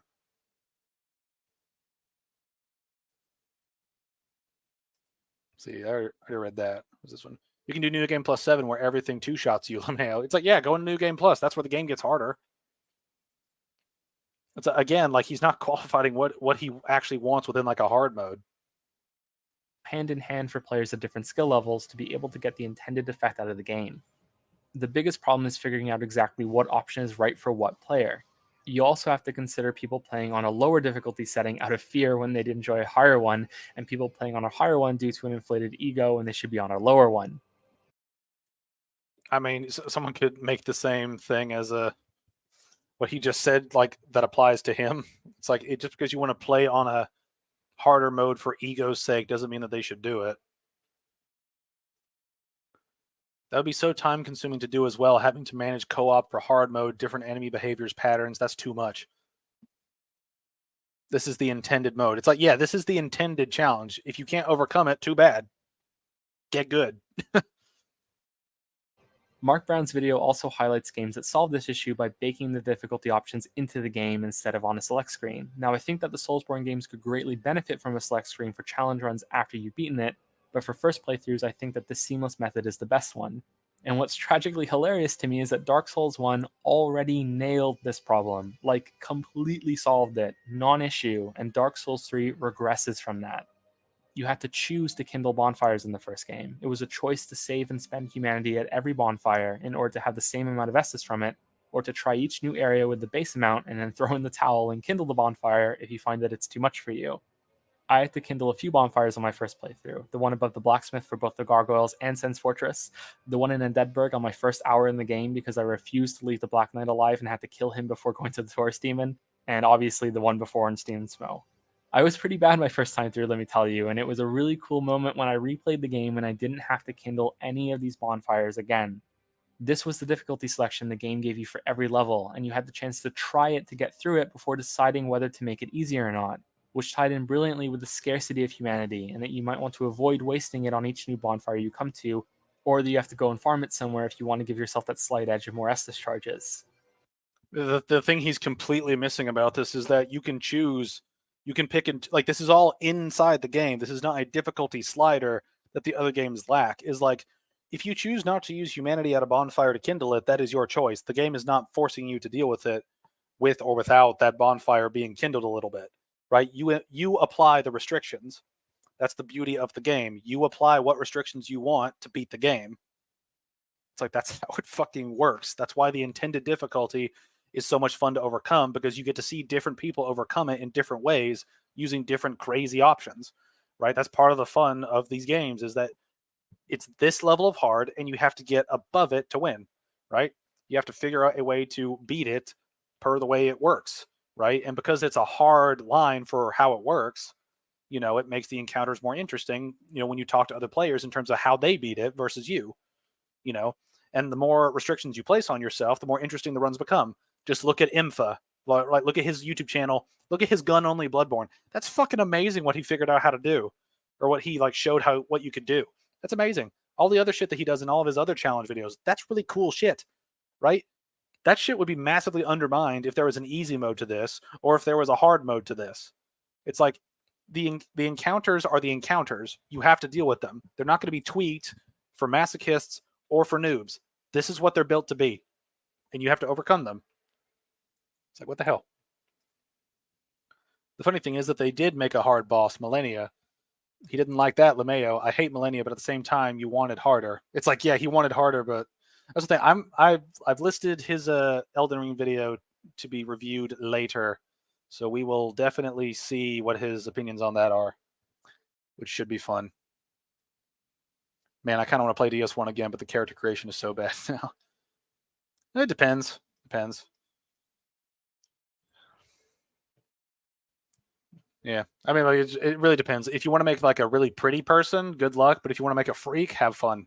But like, he is just completely missing the point that the player is the one that imposes the difficulty curve. And that's kind of the sad thing, is that he's missing the most obvious thing that affects difficulty in this game, is how you choose to use your resources. And this choice is just gone in Dark Souls 3. It's like, no, this choice is not gone in Dark Souls 3, you stupid muppet. Just don't upgrade the shards. You fuck. If you don't want to use as much Estus, don't upgrade the shards. You have to perform an action to get those back. Like, to get those upgraded. You don't have to fucking use them. What the hell? I want a pretty character. I like to look nice, but all I can make is a behemoth. Yeah. I tend to just pick generic guy from whatever class I'm picking, because he's going to be covered in armor anyway, so I usually never care. I'm always looking at his ass anyway, so what's it matter? But yeah, man, just this guy has an absolute cabbage brain. It's like, fuck, man, you can apply this same logic to Dark Souls 3, and the system still lets you put limitations that work. If you want 5 Estus, don't use any shards after that. It's like, fuck, dude, you set your own limits, and your brain is not putting your wants and desires into the game when it gives you the option to. It's like, fuck. You can also allocate some of the Estus to FP so you can stay at 5 Estus the whole game. Yeah. It's like the game lets you do the shit you want. You're just too stupid to see it. It's like, fuck. I'm sorry to be so rude about it, but like, Jesus Christ, man. If I had been smarter, I would have realized that I could go to the blacksmith and Firelink Shrine and allocate my Estus from healing to the Ashen Flask. But even if I had thought this my first time through, is that really a good solution? I'm not convinced. I think choosing to kindle the bonfires works so much better. Unfortunately, it does. Why does it work better, though? Like, you get a huge upgrade in terms of your healing. Like, I like the kindling system, but like, what? It's like, it's one of those things where he wants a difficulty, and I don't think he knows the best way to explain what type of difficulty he wants. I think it's like the ultimate underlying issue with this discussion about the healing. It's like, just limit it. Like, just limit it. I mean, it's a different system, but it's the same result as Dark Souls 1 and Dark Souls 3, right? Like, you get more healing if you choose to upgrade it. Keywords, if you choose to upgrade it. Yeah, Sheep is like, what the hell is the difference between allocating your flask and kindling when you clearly want the base amount of flasks? It's like, he's not using his brain. He's just not using his brain. Does remove the exploration reward tied to finding shards, but I really do think the game would have been stronger with this system ripped from Dark Souls 1. Having said that, however, I can understand why the game gives you so much healing, and due to the prevalence of glitches during combat, it's probably a good thing ultimately. Because that core idea of whenever you take damage, it's your fault is less true in Dark Souls 3 than in any other game in the series. Oh, fuck you, Joseph. You are fucking wrong. You fucking liar. Yeah, you don't take as much damage in this game. It's like, you don't take as much damage in the other games as you do in this one because of, like, of you making mistakes compared to the other games. It's like, bro, fuck you. Dark Souls 2 will outright fucking murder you at least a dozen times, and you will have no way out of it. Right? Fuck you. Just fuck you, Joseph. That's a terrible take.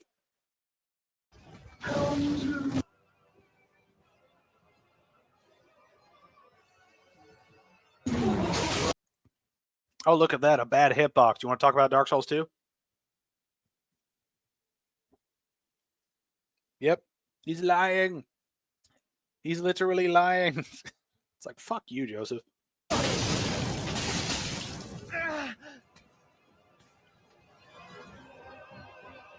Part 3, I'm a liar. I did see a comment down below where it's like, Patches will not fix this as he's a rather shady fellow. I thought that was kind of a funny joke on the comments part. I've gotten a few messages from people saying that the game borrowed too heavily from Bloodborne, that the combat is too fast. At first I didn't agree with this, it felt about the same to me, but there are some enemies in the game that do attack a lot faster than others, and it took me a while and a few playthroughs to realize where this complaint was coming from. At least I think and hope I understand where it's coming from. Let's take a look at that before we get back to the glitches. Why are we going to talk about that before we get back to the glitches? Like, what the fuck?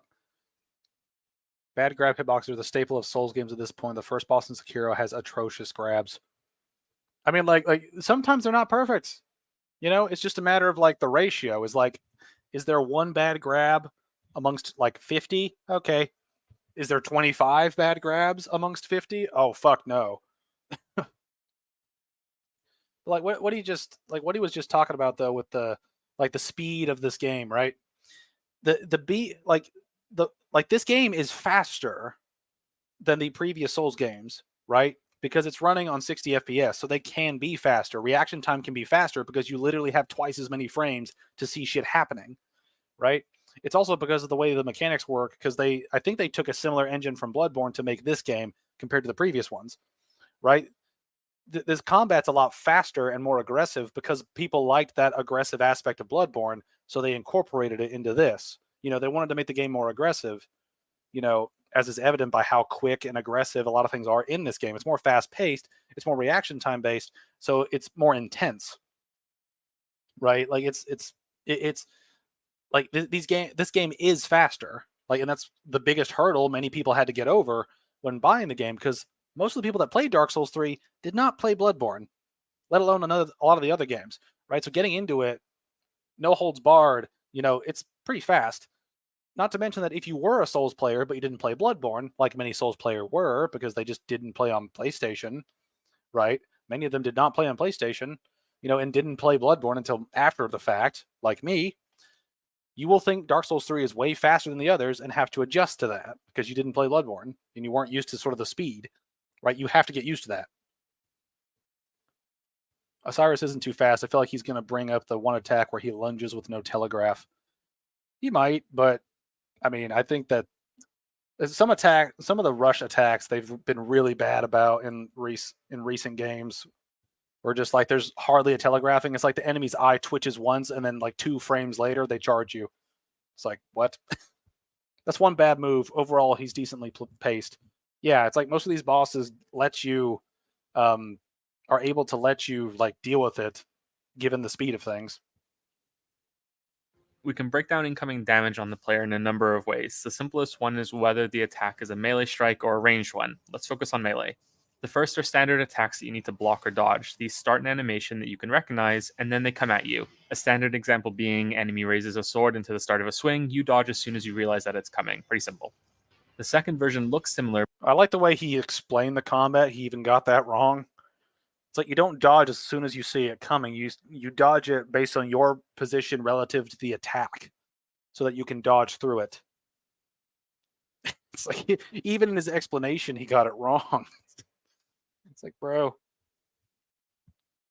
Into the start of a swing, you dodge as soon as you realize that it's coming. Pretty simple. The second version looks similar, but this time the animation starts and then has a build-up period. An example being a sword is raised, but the enemy holds that pose for a second or two and then attacks afterward. You can't dodge or block this immediately. It requires more precise timing on your part. If you dodge too soon, then you'll get hit. Now, these two categories also have two distinct variations. I'm hoping visuals will help with this because it's sort of tricky to explain. The simplest Sort of tricky to explain. It's just delayed attacks, my dude. It's just a delayed attack. Like it's not that hard to like explain it.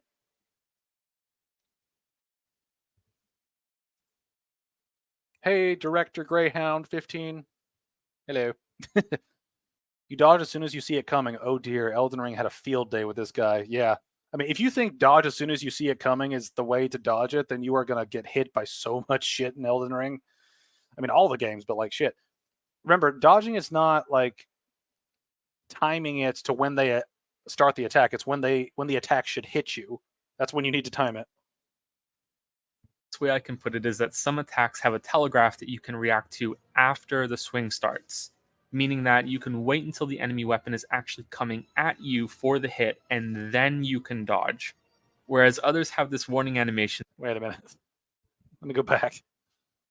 After the swing starts, meaning that you can wait until the enemy weapon is actually coming at you for the hit and then you can dodge. That's how the dodging works, you dipshit. But the delayed attacks just makes you wait longer before it happens and catches players out that think it's happening immediately. It's like they time that shit to catch you out. Whereas others have this warning animation that you need to time your dodge at the end of, because if you wait for the swing to start coming at you, it's too late. You're going to get hit because these animations and attacks move so fast. You have to learn the tells instead and dodge preemptively. The giant enemy crab is a great example of this. He has this move where he rears up and starts to blow bubbles out of his mouth. This ends with a rapid snatch at you with his right claw. If you wait until the claw starts to move, then you're going to get grabbed. Like it's unavoidable. And it happens too quickly for you to react to that movement. What? It happens too quickly to react to that movement. Did you see yourself dodge it? It's like, what the fuck? Great example of this. He has this move where he rears up and starts to blow bubbles out of his mouth. This ends with a rapid snatch at you with his right claw. If you wait until the claw starts to move, then you're going to get grabbed. Like it's unavoidable. And it happens too quickly for you to. Okay, all right, let's watch that again, just for the sake of it. Yeah, in Elden Ring, enemies and bosses seem to hold their attacks for longer than Dark Souls 3. Yeah, it's just that thing that they take ideas that catch players out and then arbitrarily increase them. You know, at which point I've just started attacking enemies while they've been winding up. It's like I may as well get like a hit or two in if I can, just because you're leaving an opening, like you're creating an opening in a combo that I will punish. So you made a system, you stretched it, and now I'm abusing the stretch. So good luck, devs. Animations and attacks move so fast. You have to learn the tells instead and dodge preemptively. The giant enemy crab is a great example of this. He has this move where he rears up and starts to blow bubbles out of his mouth. This ends with a rapid snatch at you with his right claw. If you wait until the claw starts to move, then you're going to get grabbed. Like it's unavoidable. It's unavoidable, even though I just avoided it, and you can clearly see his claw go up like it's about to do something. Jeez, man, do you watch your own footage? Happens too quickly for you to react to that movement. Instead, you have to learn the timing and when you need to dodge during the bubble animation so that you're already moving before the claw grabs you, but you still can't dodge too soon. It's toward the end of the bubble warning. Once you understand it, it's straightforward, right? Some attacks you respond to instantly, others you need to learn a specific timing to avoid. There are also a lot more combo strikes in this game where an enemy will launch into 3, 4, 5, or even 7 or 8 more attacks in a row that you might need to react to instantly or wait for a precise time. Now, while all this is fantastic in theory, there are many issues with this system in Dark Souls 3 that I can only see as sloppy refinement on From's part. And this is one thing where I think we can kind of start getting into this. And I think it's a thing where I do think that Dark Souls 3 did kind of start a problem where enemies' combos just kind of start going on forever, right? And that's something that Elden Ring really capitalized on with a lot of its bosses and a lot of its enemies, just combos that just go and go and go and go and go. Instead of making the combat more dynamic, you just made it take longer when I have to dodge, or just take more stamina away from me if I'm, blocking or whatever I'm doing. It's just it's an arbitrary extension of the fight to make it harder by just adding more attacks to a combo. I'm still playing through Elden Ring for the first time. It's like, good luck to you. That's all I will say for now. I can't see the following problems being intentional, and if they are, then that is a really bad direction that the game is going in. The first is that some of these standard attacks that require a quick response from the player can trigger and deal damage faster than is reasonable for a player to notice and react to. I mean, I think most of the attacks in this game are pretty on point for reaction time. I mean, even in Elden Ring, even some of the worst attacks on there, I think you can react to them appropriately. Now, some of the grabs I do think are annoying because they are, I think some enemies are programmed to have a quick attack that has a faster wind up and hit marker timer than you actually like healing or something, right? Like I've noticed that when you heal in like Elden Ring, you take a while to heal. Like it takes you longer to heal in that game than previous releases. And the enemies oftentimes have a catch out ability that damages you after you heal. And that's one thing I really hate about Elden Ring is that all that little shit just catches you out for no real reason other than, hey, we know that you would heal at this point. Fuck you. The average reaction time is about 1/4 of a second for visuals. It's a bit faster for sound, funnily enough. I don't exactly know why. Translated into a game that runs at 60 frames per second on PC, that would be about 15 frames. Considering that the player is also tasked with recognizing what kind of attack is coming, I think that anything below this is on the verge of becoming unfair. This isn't exactly science, though, since the game is meant to be challenging, so you may disagree or agree with more of what I say in the following section. I'm going to use Pontiff Sullivan, or Sullivan, Sullivan, fuck his name, for a lot of examples here. He's one of my favorite bosses in the game, so I don't want to give the wrong impression that I think this guy is a shitty fight. He's a great fight. He just happens to be the enemy I got the clearest amount of footage on to show these issues. Like, again, I really want to make this clear. I really like this fight. It's just the example that I got. The example that I got, like, you played the whole fucking game. You could pick and choose whatever boss fight you want. You're the one making this fucking video, right? Like, it's one of those comments that make me wonder: do you actually play the game, or do you take someone else's footage and put it in? Like, you can record as much as you need to. I mean, fucking hell, play the game again. What the hell? Oh, Fight. He just happens to be the enemy I got the clearest. Also, why are you not fucking locking on? It's like what the hell? Is this one of those like arbitrary things where he just doesn't want to use the mechanics to play the game? Amount of footage on to show these issues. Like, again, I really want to make this clear. I really like this fight. It's just the example that I got. So let's start out with this forward stab here. Even without slowing it down, you can see how quick this attack is from beginning to damage. If we go through it frame by frame, you can see that it's pretty hard to even determine when this attack starts.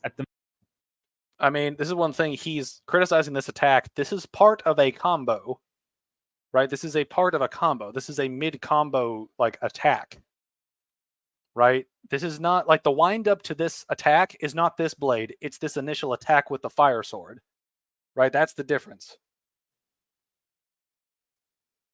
In Feeble King's video, he called Pontiff Sullivan Mr. Elden Ring.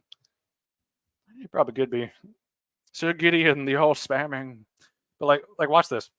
Frame by frame, you can see how the example that I got. Let me go back. So let's start out with this forward stab here. Even without slowing it down. All right, you see that? So he did. All right, so watch this for a second. It's just the example that I got. So let's start out. Right. Sullivan just did a slash. This forward stab here. Another Even one. without slowing it down, you can little poke as part of the combo. And then he's going to do another attack, right? This is all part of a combo, right? This is a part of a variation of combos that can extend it by 1 or 2 attacks, depending on which one it is. But like the tell for that attack is not that blade moving, it's the fire blade moving, right? The wind up is the fire blade, right? And this is something that I think he's missing when he's talking about combos, is like combos are about when the combo starts, not when the actual attack goes through, right? And that's the thing to keep in mind, is like combos matter in terms of identification based on where they start, because then you can time it, because the enemy usually is on a timer for when they do certain parts in that combo. can see how quick this attack is from beginning to damage. If we go through it frame by frame, you can see that it's pretty hard to even determine when this attack starts. At the most generous position, though, I clocked this at 10 frames from the twitch on his arm to stabbing forward and dealing damage. Secondly, there's another attack that has him raising his other sword and then swiping it at the player. Again, shown here, you can see that it's fast even at normal speed. This one is also hard to pinpoint the start of, since he'll naturally stand up straight between attacks.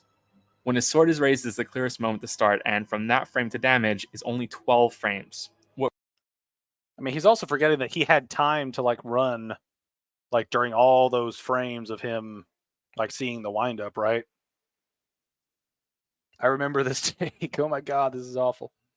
Well, like, watch this attack, right? One is also hard to pinpoint the start of since he'll naturally stand up straight Characters between running, attacks. characters When his sword is running, raised is the clearest characters moment to start, running, and from that characters frame to running, damage is only does not 12. dodge, gets hit. Like, you have an opening to dodge there. You clearly have control of your character. You can dodge during that. Frames. What really puzzles me about these two attacks in particular is that these warning animations are used for other attacks that give you more time to react. And they are exactly the same, which sort of compounds the issue, doesn't it? Because the swing But those are not the same. One's like arcing like over clearly over his shoulder, and the other is like over the opposite shoulder. This is not the same shit, you moron. swings are so fast You're the one who paused the video. What the fuck? that you need to dodge these immediately if they're the quick versions. But if you guess wrong and they're delayed, then you might end up dodging into damage. It gets even worse because then there are third versions which also use the same animation that are so delayed that you have time to dodge the first time just in case, and then a second time after you realize you went too early. Now that is something I will agree with him on, is that sometimes the delays are so long that you can actually just spam dodge and still be okay. And it is a problem. I mean, to be fair, I think most of these delayed attacks are not that great anyway. Again, it's just extension of playtime, just an arbitrary extension of playtime. Here's another instance of him doing it quickly again, and it's the same timing as before. It's like when the game chains attacks together into a combo, it munches half of the animation, so you just have to automatically assume that these attacks are coming and dodge preemptively. For that first stab example I showed, it looks like he skips right over the part where he's meant to draw his arm back in warning. This actually wouldn't be so bad if there was some consistency to it, like the boss enters this rage slash phase that you need to avoid. Unfortunately, it's random, at least it is as far as I can tell. So it's a different combo.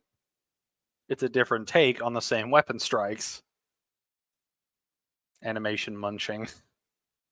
Oh man, he's just saying shit at this point. It's being like, look at how weird this is that this enemy has different attacks with the same weapon. How weird is that? Sometimes he won't do the full combo. Sometimes he'll pause if you go out of range during it and then resume it when you're close again without any warning, so you have no idea if the combo's done or not. This is also troublesome if you're trying to weave in a counterattack and you just have to play the guessing game of, is he actually done attacking yet, since he has infinite stamina to chain these together. I do not think this type of thing is intentional. If it is, he doesn't have infinite stamina to chain all these together. The combo does end. Like, holy shit. Joseph Anderson's really bad at wording things in this video. I don't know if he's gotten better since then, because this was like 8 years ago. But holy fuck, man, this is just terrible. then I can't say that it's good. Having different timings tied to the same animation alone is worth reconsidering. Again, some of those things did not have the same animation. Never mind whether or not those attacks start and finish in about a fifth of a second. I think that this is one of the reasons why people say the combat is too fast. Never mind whether or not those attacks start and finish in about a fifth of a second. They start and end in about a fifth of a second. What, like the reaction time counter that you said and put on screen? That you put on, that reaction time can range from 200 to like 300 milliseconds or whatever? Isn't that like a tenth of a second? Oh, man. I don't know if that's right or not, but just like after everything, it's just like, bruh. I think that this is one of the reasons why people say the combat is too fast. The other are those warnings that end in a sudden snap attack. I like these a lot. The giant crabs are one of my favorite enemy types because you need to learn and recognize what kind of attack requires what dodge. But for your first encounter, it can be frustrating to see this attack coming, and the only way you can realistically learn when you need to dodge is by trial and error and probably getting hit, especially given that these types of attacks tend to do a lot of damage when they do hit. It's a little mean. For the sake of strength, it's a little mean. What kind of commentary is that? It's a little meanie. His grab's mean. It hurts my character. A fifth of a second when he said that our reaction time was like 0.25 or so, that's cake. Just react faster. I mean, it's one of those things too. It's like you have reaction time to these things. And it's also, again, it's part of combos, right? You know that the attack is coming. You just need to be ready for it. You know, and most of the time, it's not even the attack going through that's the indicator that it's coming late. It's the fact that he doesn't do it immediately. That's the thing that tells you. In this argument, I want to show a few more examples I noticed of this type of animation munching. There's probably a term for that. Someone might comment below. Check it out. Maybe I'm like calling it something completely different and my version's stupid. Here we have one of the hairy gaping dragon beasts in Irithyll. Seen here, the monster darts away and then immediately completes the animation on an attack that comes at me very quickly. Then right after it, it shows what the telegraph is meant to look like on this attack that it skipped on the first one. You can compare this sort of thing to the Nameless King, which is what I consider to be the toughest boss in the game. Now, this is one thing about those like beasts, right? Is he missed time to dodge during that bit he was showing. Comment below, check it out. Maybe I'm Yeah, that's the thing. I don't like these enemies that much, period, right? I think they're really fucking unfair and annoying. But one thing he does here is just a misrepresentation of managing your character's like actions. like calling it something completely different, and my version's stupid. Here we Like watch what his character does during this. have one of the hairy gaping dragon beasts in Irithyll. Seen here, the monster darts away and then immediately completes the animation on an attack. All right, you see that? Like he dodged he was getting, and then as soon as he starts to swipe, the beast jumps away, right? But the beast jumps away just before he actually swipes. In Irithyll. Seen here, the monster darts away and then immediately completes the animation on an attack. Like his attack was delayed a little bit, so he did not time that as well as he could have. It's also a thing where these enemies are just fast and nimble for no reason either, right? Which does not help. Like this is a case where he didn't do what he could have to mitigate this, but this enemy also does suck in general. So like it's kind of a mixture of two different problems. And I'm pretty sure he enters an animation that tells you he's about to go ham. I believe he raises both swords in the air. These guys are bullshit. Don't like them at all. Yeah, these guys are very annoying. Especially because they can stun you simply by like turning towards you. It's really annoying. That comes at me very quickly. Then right after it, it shows what the telegraph is meant to look like on this attack that it skipped on the first one. You can compare this sort of thing to the Nameless King, which is what I consider to be the toughest boss in the game. You can see him do something similar. He darts away and then starts to attack immediately, but here, this endgame boss, which is probably the toughest fight in the entire game, still has a telegraph tied to this attack despite them being woven together, yet this random monster in Irithyll doesn't. Osiris. I mean, I think some of this too is that I think that's actually a part of the combo is they swipe back up and then hit you again, right? And again, this is one thing he's missing is some of these combos are built to make you think you're safe and can do something, and then they catch you out because of it. You know. And Nameless King, I think, has some of the best telegraphing in this game. You know, all things considered. They stun you by moving. I want that move. That'd be a nice move to have. Just walking near somebody would stun them. Does this a lot worse. He moves from a spinning attack into a charge that doesn't even have any animation tied to it at all. It's like he becomes a rogue hovercraft that instantly kills me when this starts. Now that is one thing. Like the charge of Osiris, I think they patched it. I think they did make it where he does give a sort of wind up or something before then. But again, this could also be like a charge thing. Or not a charge thing, a combo thing. You know, so that could be the end of a combo where he like does a couple attacks and then runs away from you. Again, you got to see how all these things work in tandem with each other in terms of like when the attacks end and when new attacks begin. You know what I mean? Another example similar to this is possibly the worst moment I had in the game. This skeleton enemy hits me once on my shield and then follows up with an attack so fast that I didn't understand what happened until I played the footage back and slowed it down. So this attack not only kills me through my shield that's raised, it also makes his entire body become active with damage. It's not his weapon that kills me, it's his skull, I think. The jumping slash he does through me occurs after I'm already dead. This is a very strange death. Very strange death. You lay down your block.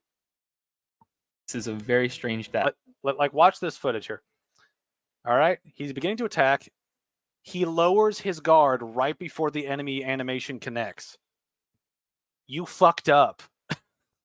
This is not the animation killing you. You lowered your guard at the last possible second, allowing the enemy to attack you. Like, watch that. See, attack's beginning. His guard goes. His shield moves down. Right? Watch this. Right? His shield begins to move down before his health is lost. That means that he lowered his block before the attack went through. You just fucked up, Joseph. That's all it is. You just fucked up the timing. Yep, this prick has killed me so many times in soul level 1 and regular, trust me. He has no telegraph whatsoever. He will be stationary and then boo. Yeah, I don't like these skeleton enemies, but what Joseph did show there, what he's explaining is wrong. Like you can see, This is a go back to full screen. But you can see when his shield animation starts to lower before he takes damage. He let his block down, very and strange the enemy death. killed him because of it. Yeah, see, there it is.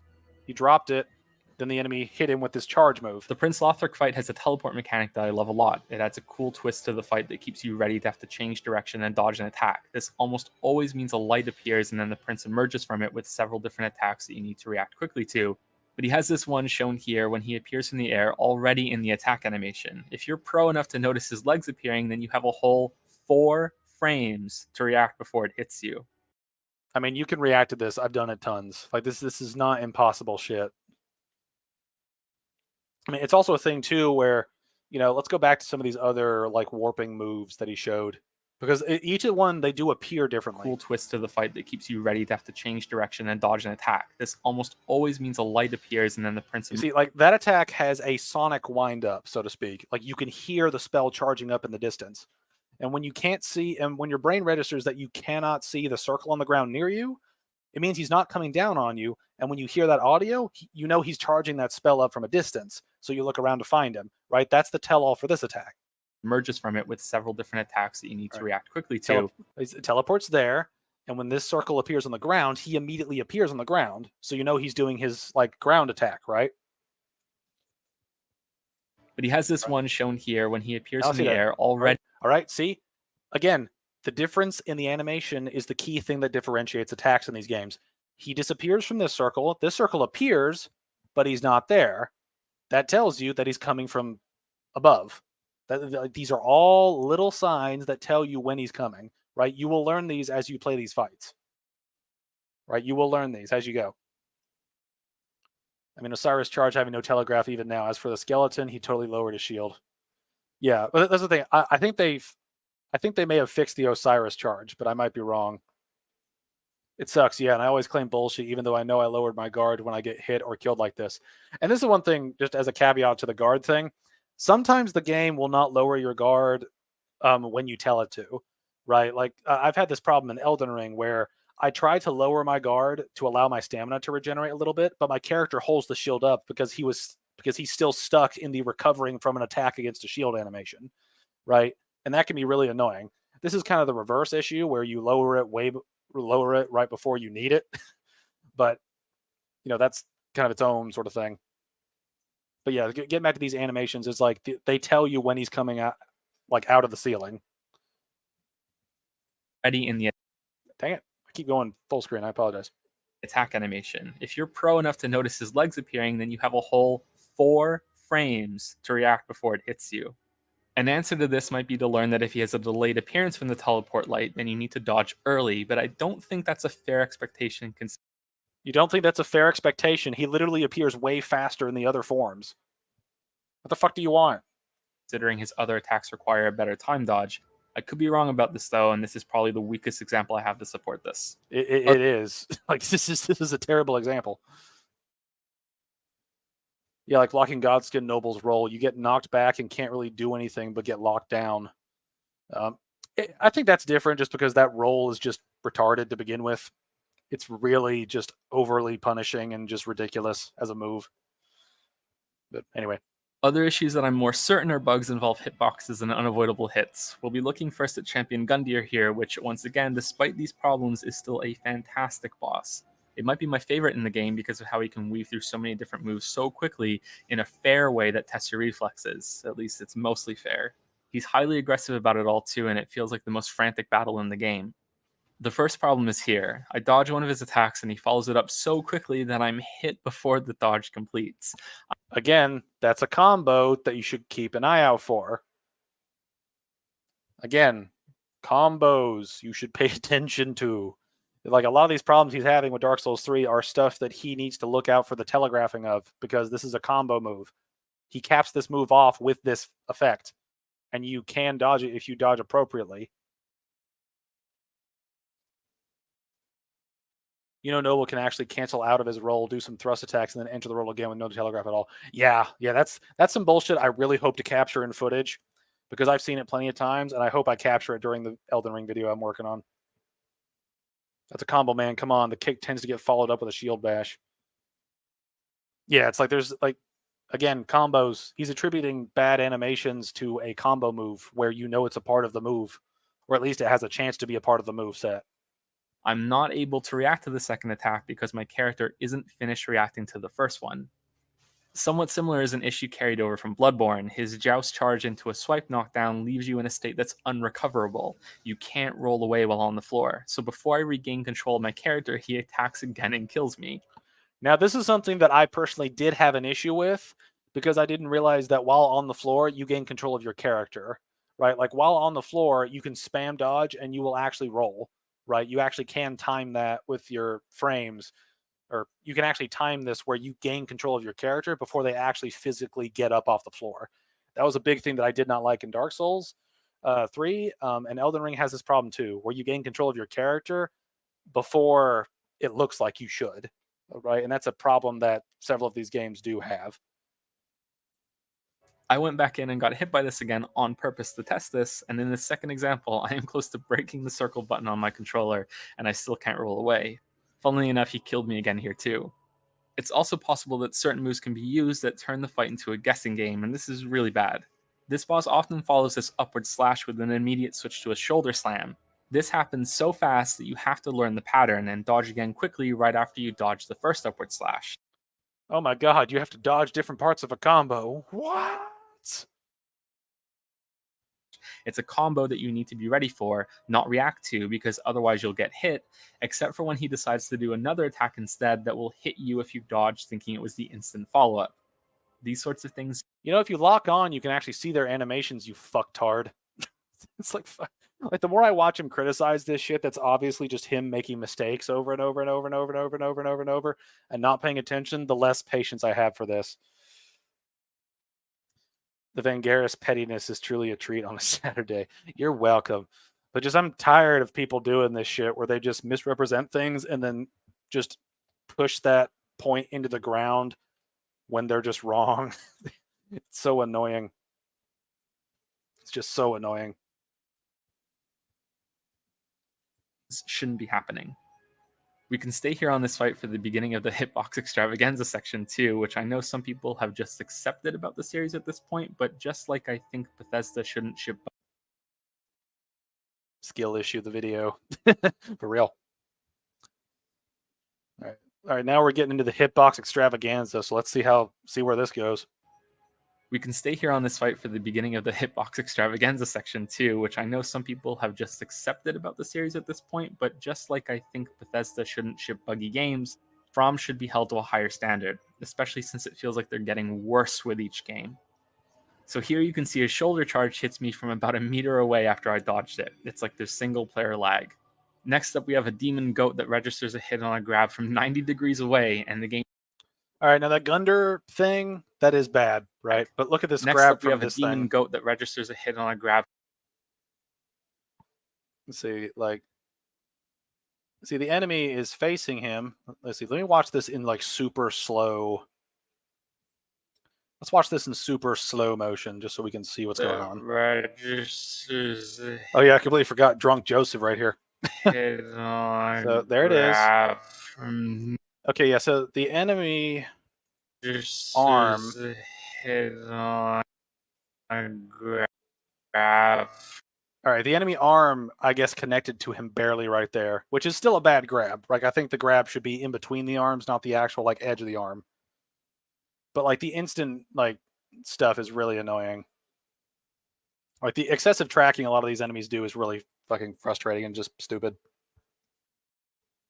Plus, I thought he wanted the game to be harder. Champion Gunder is harder, so how do we satisfy this guy? The instant turn is wild. Yeah, just it's one thing. It's like people ask for harder, don't specify what they want to actually be harder, then they get harder, then they complain about it. It's like, what do you want? From 90 degrees away, and the game turns the enemy instantly in the space of one frame for it to connect and for it to look like it hit me. We have a grime puddle that teleports from its straight vertical fall to land on me mid-roll. Once again, that's an impressive 1 frame difference there. The Pontiff Sullivan block starts here with a lot of examples, the first being the worst of all. His stab hits me here, somehow. This is one thing too, is like these things are like he's showing a problem, but he's not explaining it well, and that's part of the issue with this video. Is like For it to look like it hit me. We like have a grime like that was not the animation. instantly in the space of 1 frame for it to connect and for it to look like it hit me. We have a Like that is moving the enemy into position so the grab looks correct.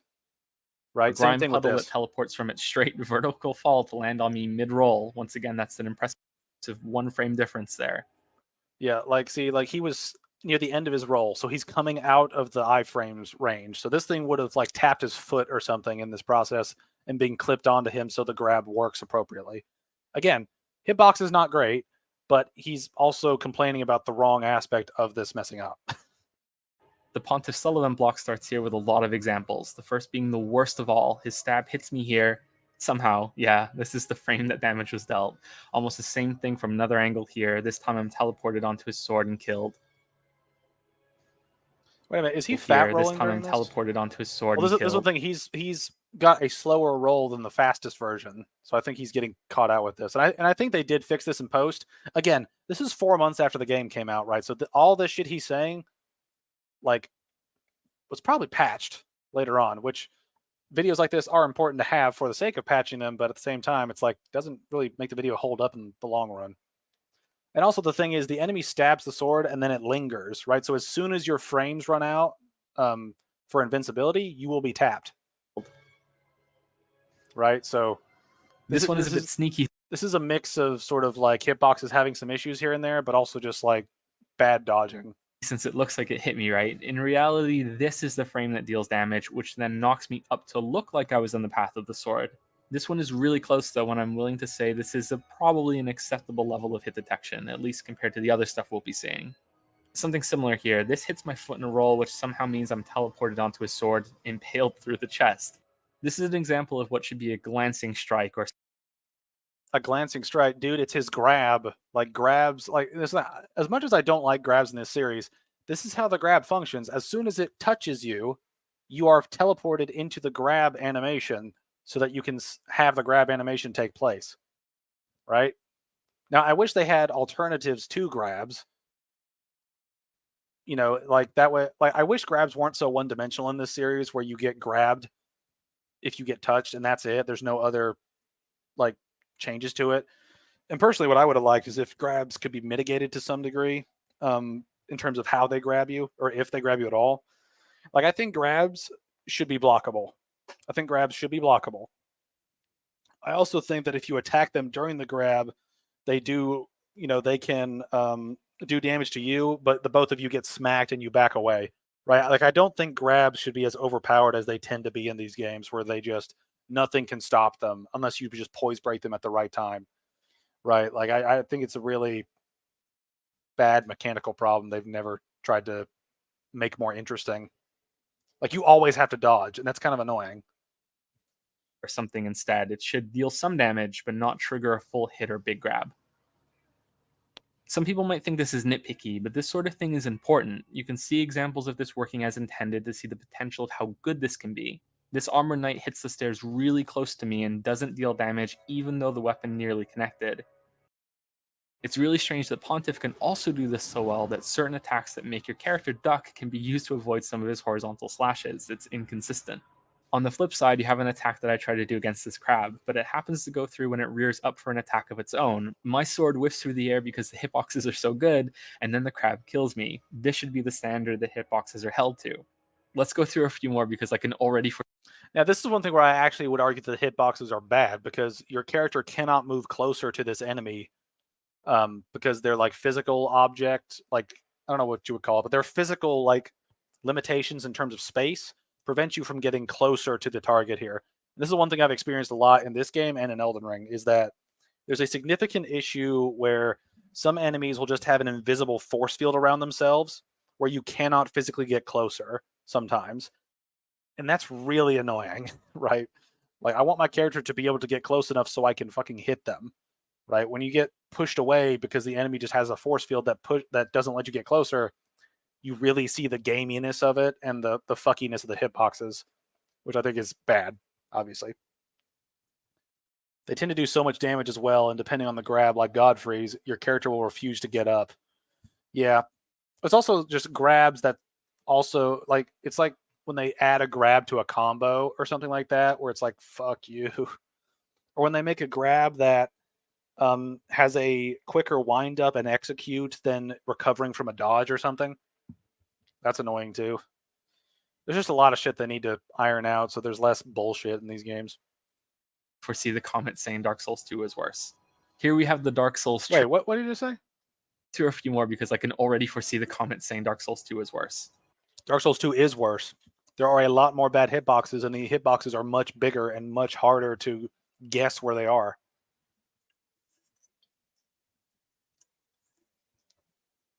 And the Dark Souls 2 hitboxes are even worse than that because oftentimes the enemies have incredibly high damage, incredibly long-running attacks, and will often just stun the fuck out of you before dealing the final hit of damage. Case in point, Ancient Dragon. His fire-breathing move will soak up all of your stamina, even if you have max stamina and a shield that blocks 90% of the fire damage he will deal to you, right? There is so much shit in Dark Souls 2 that compounds the hitboxes fucking up. Dark Souls 3 does have hitbox issues, right? All these games do. Dark Souls 2 has a lot more, and they are adversely affected to make them even worse by the fact that the enemies often have ridiculous damage amongst other bullshit means to deal damage to you. It's not just hitboxes, it's how they affect every other part of the combat experience. Look at that insight from Joseph. He foresaw people commenting that DS2's hitboxes are worse than they are. Woo! Can we just all agree that hitboxes should be accurate and just leave it at that? Not picking and choosing which ones we think are better than others when they're equally problematic. Here we have the Dark Souls tree. Its cursed arm is sticking out in the last phase. Not only does this attack start and then deal damage in about 10 frames, it also misses me by about 2 hand spans and still deals full damage. I mean, it also like shakes the entire ground around it. So, I mean, you can kind of say this is a tremor effect. Now, granted, I think the hitboxes for this boss are actually a little bad at times. Like, I think the hitboxes for this particular like appendage are actually bad for this fight because I've been hit so many times by so much BS dealing with this thing. Like, it's really annoying. Wait, are we actually going to finish this today? Let's hope so. If he thinks 2 is in any way better, he's insane. Yeah. Now, 2, it did do some things right, but it did a lot of things wrong. He definitely prefers DS2 over 3. I'm very curious to see his other coverage now, just because. Solo Cinder starts his big combo here, which if you're caught in, locks you into the rest of its attacks. I dodge, and yeah, this example speaks for itself, I think. This is one of the worst ones that I saw. Example number 2 shows how large the game thinks the sword's hitbox is in more detail. I'm on the other side of him when he attacks with an upward slash. Yet here, when the sword is way above both of us, it thinks it hits my hand and launches me up faster than the sword. Unfortunately, now there's one thing too, is like he is dodging like into the combo, right? So he is keeping himself in the danger zone, right? Which I think does account for some of that BS going on. Now, granted, I think a lot of this stuff has been patched because I've not experienced a majority of these like hitbox issues that he's mentioned so far. So I think a majority of this has been patched. Again, making the video seem kind of outdated. Fortunately, we're not finished with this sort of thing because I want to really hammer home the legitimacy of these issues by showing how broken this game is and how it was rushed out before it was fully tested. I think it'll help to prove that the weird animation issues are probably bugs instead of intended features. So first we have the more tame graphical glitches. There's constant pop-in for the environment that I don't remember seeing in the other games. Sometimes it happened in Bloodborne when you first loaded an area. In Dark Souls 3 it happens all the time as you run around. I'm not exactly sure if this will be visible on YouTube footage, unfortunately, but if you've played the game, you should know what I'm talking about. There are some textures that are just straight up missing. These blocks in the catacombs are the best example, but there are also two... Did you just say the catacombs? I want to hear that again just because that's a funny way to phrase it. There are some textures that are just straight up missing. These blocks in the catacombs are the best example. In the catacombs. I don't know why that's so funny to me. But again, this is the thing. This is a lot of stuff that you should point out, and I'm glad that he did. And I think that it's been patched. I'm pretty sure it's all been patched, which is good. Like, good on him for pointing it out, and good on From for fixing this shit. You're also meant to back away from this move. If you're quick enough when he does the explosion, you can immediately get in some hits. Yeah, it's like you're not supposed to sit there during the combo. Like, sitting there during the combo is a bad idea. For that, I don't think Soul of Cinder's combo is too atrocious. I think it's different for different reasons. Like, I don't like combos that when you get hit once, you get hit by the rest of the combo. I think it should be a thing where the combo should hit you like maybe once, and then you're immune to it while you're on the ground until you get control of your character again, and then you can get damaged again. You know, I think it makes it a little unfair if you get hit once and then the rest of the combo just slaps the crap out of you. But there are also 2 sections of floor in the game that are just like it. One of these is part of a secret you drop down to get some hidden loot, so yeah, it's not like this is somewhere you're not supposed to be.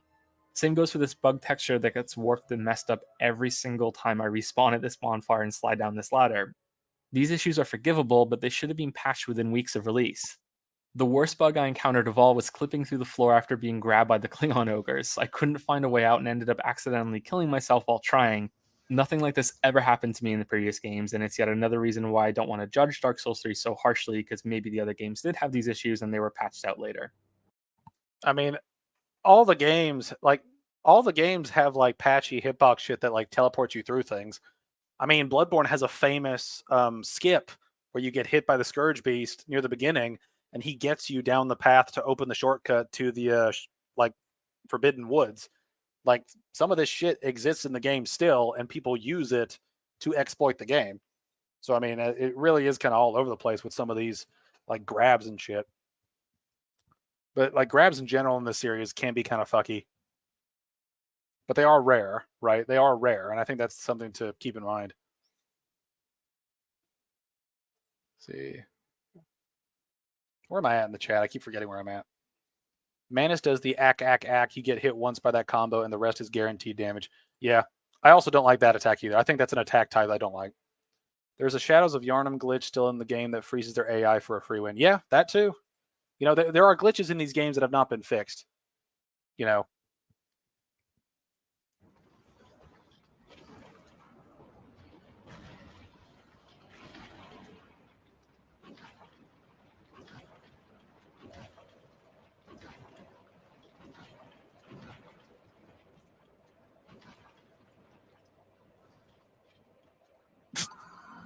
There are weird things that happen too, like Aldrich slithering half of his entire body into a wall during an attack, so there's no way to know when it's coming at you. No way to know when it's coming at you. You mean when he Half of starts his the entire wind up body right into a wall there? during an attack, so there's no way When he starts the wind up right fucking there. Dipshit. The wind up is a part of the attack. Count it. Oh my god, he's toxic. What a fitting status effect to die with. I would agree. to know when it's coming at you. This dog teleports from behind me to right next to me. He also ran through the wall once to get around me. Originally, I was going to say that this area might be glitched, but later on, another dog does the same thing to get around my shield, so my guess it's just an issue with dogs in general. This demon guy blocks one of my hits without having his shield up. Later on, Osiris just randomly becomes immune to one of my hits and doesn't take damage, even though the sword goes through his leg. Something similar happens to a wheel skeleton, becomes immune after I hit it. The more I look at this, the more I think I must have triggered some knockdown here and it went invincible like some enemies do in that state, so this is probably an example of a poor animation tied to a knockdown rather than a bug. You can see this sort of thing in other areas too. The jailers with their branding irons look really... There's a lot of shit in here that I'm kind of just breezing over because it's the same problem as before. Some of these things are stuff that's probably been patched.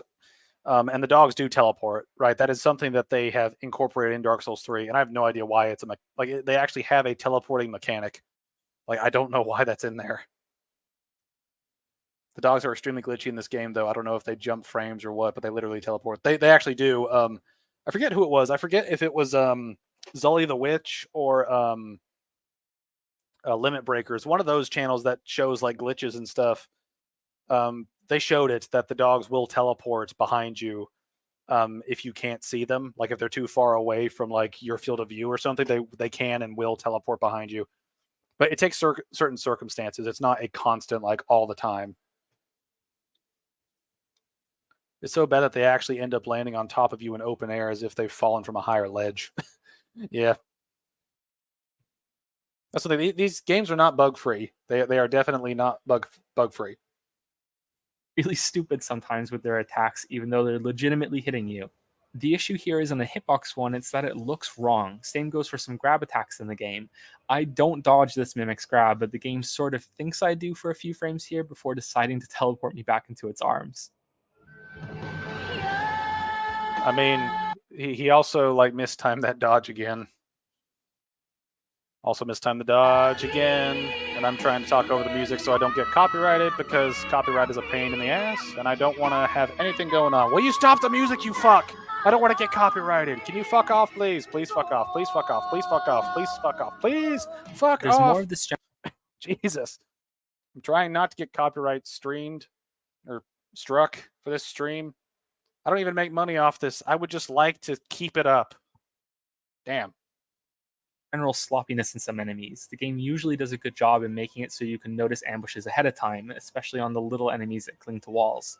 Yet there were 2 cases where the game just makes the enemies teleport out of thin air to ambush you instead. This one on the bridge is more forgivable of the 2, but these 2 jailers appear in this room after you leave it. This isn't good for a game like this in my opinion. This is one thing that actually, I'm gonna let him show this. has nothing to do with immersion either. It's about rewarding perceptive players, and the fact Now, this one thing, these 2 enemies are actually invisible there. You can walk up and slap them while they're invisible. They're not programmed to attack you yet, which is something I think is a little cheap and weird, but that they are invisible there. They're not there. Like, they are there. They're just invisible. His iframes ran out and the tracking was fair. He didn't spin or jerk around. He turned in Joseph's general direction. Yeah. And again, like, some of these issues are actual issues, but it's that thing where he's, like, mistiming the dodge, or mistiming or misdirecting the dodge sometimes. And some of the other criticisms are just him being just wrong about stuff, like with this case. Now, this is one thing I can understand why he would think that they would just appear out of nowhere, given what he saw in the footage. But if you go into the game, you can slap the air here and hit them, right? So they are invisible. If he shits on the jailers, I will happily side with him, because these guys suck. They do suck. They suck quite a lot. The fact that I noticed this happening twice makes me wonder if it happened other times too and I just didn't catch it. And that's a really bad seed of doubt to plant in the player's head. Another example of sloppiness is this enemy here. It looks like a normal undead, and while waiting for an attack, a whole other torso monster appears to grab me. Admittedly, this is hilarious, but not something that should be considered a good thing in a game about rewarding careful play. What do you mean? Careful play would make you back off as soon as, like let's go back to this animation, right? And while waiting for an attack, a Undead whole other begins torso doing a monster thing. appears to grab me. This is one thing. An undead begins doing a thing. Wouldn't you want to, like, slap it down for safety? Or at the very least, like, or at the very least, like, be aware of its presence before you interact with an item. Like, they start off making a sound and making and doing an animation before this happens, right? Like, there is a wind up to this that is fair. Yeah, these guys are there. You just can't see them. They attack you once you go get the key. Yep. Grab me. Admittedly, this is hilarious, but not something that should be considered a good thing in a game about rewarding careful play. I think that parrying suffers from this lack of attention to detail too. Half of the time I would still take damage even if the parry went through. Bloodborne also had this problem, but the rally system solved it, since you would regain any life you lost when you followed the parry with an attack. Here it's... Well, this is one thing. Bloodborne did not fix the problem. It had a solution built in to deal with it, right? That doesn't actually mean that you fix the problem, right? The problem still exists as a mechanic, right? And that is something this game does have problems with, is when you get a parry, but you still take damage. It's like, fuck you, game. It's just really annoying. You can also bully these guys with torches. Yes, those enemies are incredibly weak to fire, so exploit that shit all day, every day. damage you eat instead. I don't know if it's that my timings are ever so slightly off and that's why I'm taking damage, but then I'd argue that the parry shouldn't be working at all and I should just get hit instead. What Bloodborne did improve, however, were backstabs. Dark Souls 3 is a half step back from this in my opinion. I criticized the first game for being inconsistent on recognizing when a backstab should go through. Bloodborne solves this by asking the player to do a charged attack aimed at an enemy's back, which then triggers a vulnerable state for the backstab. The only issue I see with this is that it's double dipping on damage, since the charge attack by itself is a big hit, but it solved any of the ambiguity the game might have about whether or not the backstab should have triggered. And this is one thing about Bloodborne's backstabs that I kind of have mixed feelings about, is I understand why they would want to get rid of backstab abusing, kind of like you could do in Dark Souls 1 where you can spin an enemy around and just backstab them over and over. But at the same time, it's such a long windup for the backstab in Bloodborne that like it kind of becomes almost useless except in very specific situations. And I think it's a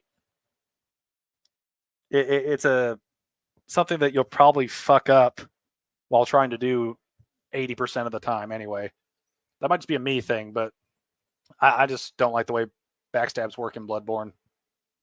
Fuck that, man. I get the parry, but the enemy hits me through it and I get sent flying so far away from it. Yeah, I hate that. They really need to work on that shit. Like, they need to have like an override code where if a parry goes through, like, like I think the game, like when the parry animation begins, I think it should register that you are parrying. And then if the timing is correct on the parry, I think it should register the parry and negate the damage. Like, I think there should be an algorithm that tells that, because if player is executing parry animation and enemy is executing attack animation, surely you can write some code that registers that the parry goes through before the damage does, right? And then you get the parry animation. And if it doesn't time right, then you get flung back. I don't know. An attempt was made in Dark Souls 3 to have a very smooth transition from what appears like a normal attack into a backstab instead. At first I really liked this change, but now I don't, because it has the same issue as before. First off, sometimes it just flat out doesn't work. The enemy is meant to be locked into the animation if you get it right, which you can see on some of the examples here. The enemy goes rigid for the hit to complete. Sometimes the enemy gets priority or immunity to the stun, however, and you're still locked into the attack because the game can't decide what to do. Either way, Yeah, that's very annoying. That's one of the things that is very annoying. It's just backstab's not working right, parry's not working right. something is wrong here. Either the game shouldn't be stunning any enemies when this starts, or it should be stunning all of them. This is a frustrating problem because sometimes the game will do the backstab attack when you don't want it to, or the backstab will miss when a normal attack would have landed instead. Sometimes I don't think I'm even behind the enemy and the game goes through with a backstab. Other times I really am behind them and the game goes for a regular attack. The system here is better than Dark Souls 1, but this issue was solved in Bloodborne as far as I'm concerned. Charge attacks are even in Dark Souls 3. They don't have the same visceral flourish, but you can hold down a strong attack for more damage in the same way. It confuses me that this wasn't carried over from the previous game. Well, I think it's also like a difference in games too. They made Dark Wraith so annoying in this game. Yeah, the Dark Wraiths are really annoying, I think, in general. They're tough. They are tough. Yeah, but like the whole backstabbing thing, I think, is something that we could debate back and forth about for a while. But I mean, it should work. Like, that's an obvious thing we can agree on. The animation should work appropriately. But like everything else, what the hell?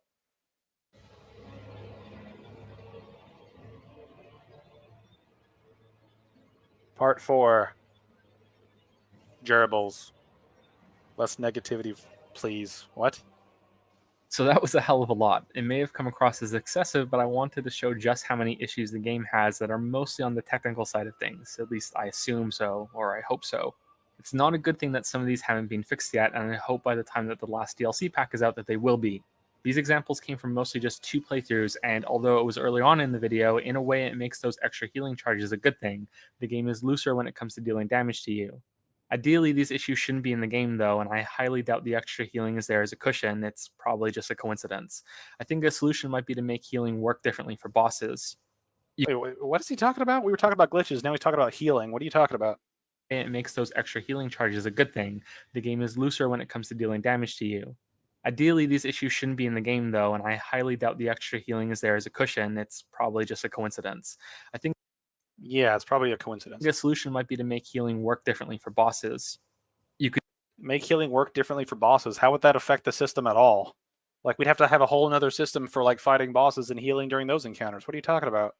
use the Estus flask with all the shards you find while exploring levels like you usually do, but when you step through the boss's fog door, your charges are stripped down to a predetermined level. Bruh, why would you do that though? Like, why would you do that? Fuck off. could increase with something close to kindling, weakening the fog door maybe to allow more S discharges to survive your trip through. Of course, this isn't quite as compelling as testing players to get from bonfire to fog gate with as much healing as possible, but my guess is that most veteran players tend to run past a lot of the enemies after each death instead. They're not cutting much out now. This is just a band-aid solution though. I'm sure that a better one exists. I want to end It's not even really a solution. It's just kind of trying to put two systems together that don't work well together. this video on a positive note, and after that long list of problems I just went through, it may seem strange that I still regard the game so highly. This is something that I tend to do. If I play a bad game, I try to find some good in it. If I play a great game, then I try to find the flaws so it could be even better. Dark Souls 3 is firmly in the second group. Despite the lackluster world layout, I'm still impressed by the level design, and that extends to the enemies in those levels, and most of the bosses at the end of them. Each area has its own set of fodder and more dangerous monsters. While it is true that most of these are humanoids, that doesn't bother me so much when their attacks are so varied. There's a lot more variety in spells and range attacks coming at you, or more hard-hitting, threatening enemies that patrol around. Lothric has the knights that I would guess someone new to the series would have a lot of trouble with. Undead Settlement has the spellcasters with the sweeping staff attacks, as well as the rampaging giant guys that are immune to backstabs. They're a lot different than the usual undead you encounter, and this trend keeps going in the other levels. I already mentioned how much I like the giant enemy crabs. The giant tree wielders are also really interesting, with AoE blasts and lots of magic projectiles being spawned with each attack. The catacombs have enemies that are acrobatic and attack with a lot of visual flair. Then there's even more variety in the next areas with more aggressive spellcasters with fire and fast-hitting dual wielders that are like mini pontiffs. The floating spider monsters are visually cool even if they do die quickly. The jailers in the dungeon get a lot of hate, but they're like this game's version of the singing tumor heads in Bloodborne. They make it so you have to play in a different way, and it matches the tension in this area with you being assaulted from all sides as you go through it. Now, the jailers, I don't think, are saved by anything. I think that this is the cheapest health reduction you could possibly have in any of these games. Like, the cheapest. Like, you are killing the player and limiting how much damage they can take in the process. That is extremely cheap and extremely annoying. You know, you're basically just saying this is the, you may as well just say, oh, when going through this area, your health is reduced to 5%. You may as well just do that and just say, fuck you, player, like on the screen. In the in the upper corner, just say, fuck you, player, deal with it. May as well do that if you're going to have jailers like this or enemies like this exist. Although it probably would have been better if you recovered your health as your bar reverts to normal, as long as you didn't take any damage during the effect, so it doesn't come across as a cheap way of damaging you. Now that I'm thinking about it all, I think the only enemy I had a problem with were the corrupted undead that exploded into the writhing sludge snakes. They just... Look, this is really subjective. They just look so fucking stupid to me. They thrash randomly. It's hard to tell which part of them is capable of dealing damage. Their heads clip through walls and floors around them. This was why the first boss was also part of the disappointment for me at the beginning. It burst open into this thing and it honestly looks like a sock puppet to me. This isn't scary or intimidating. This looks like a sock puppet to me. I mean, that's a you thing, but I agree that these snake-related enemies really do fucking suck. It's like they really do. They're really annoying, especially when they get spazzy. You should give your health back. Why do I have to heal when I didn't even get hit by a physical or ranged attack? It's like, yeah, it's just really cheap. Like, they look at you and you lose health. That's just stupid, right? That's just mechanically just really, really annoying. It's just really mechanically annoying. It looks like a black sock that's been stuffed with fluff and has red eyes sewn onto it. It doesn't look like a boss.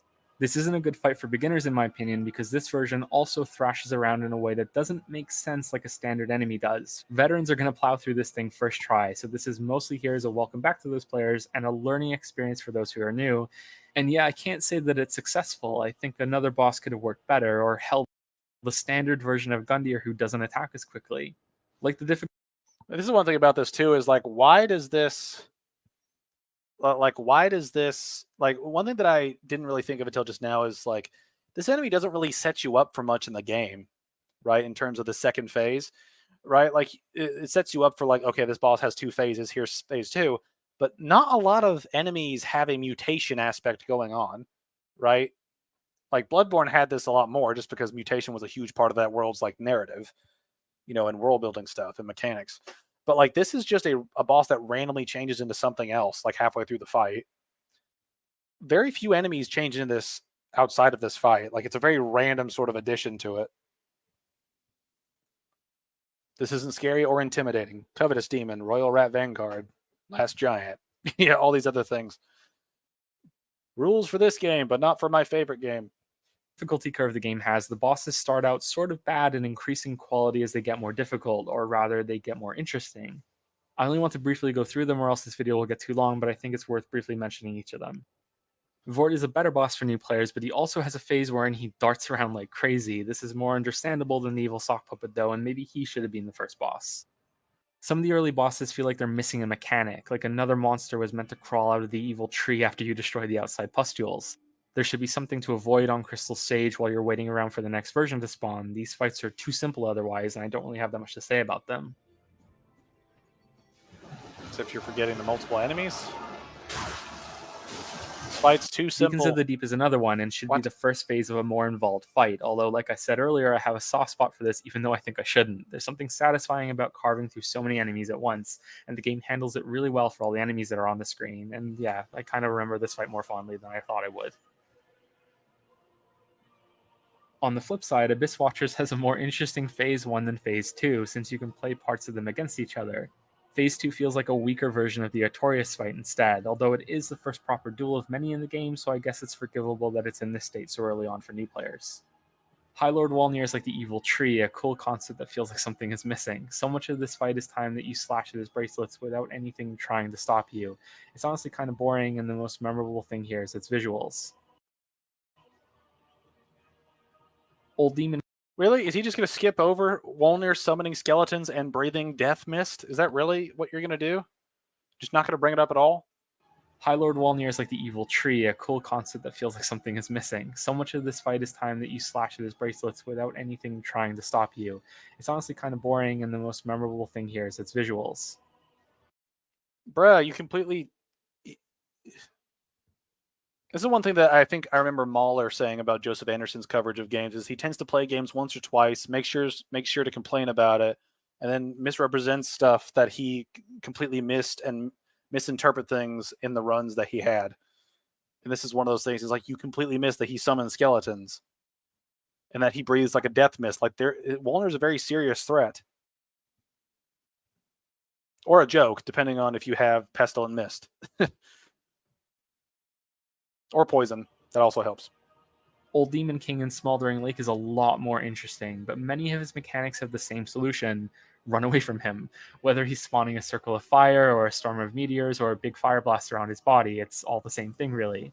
I thought a cool idea for this boss would be to have it so he slowly regenerates his health if he goes for a few seconds without taking damage. A lot slower than the Snake Queen in Dark Souls 2 and her poison, but still something.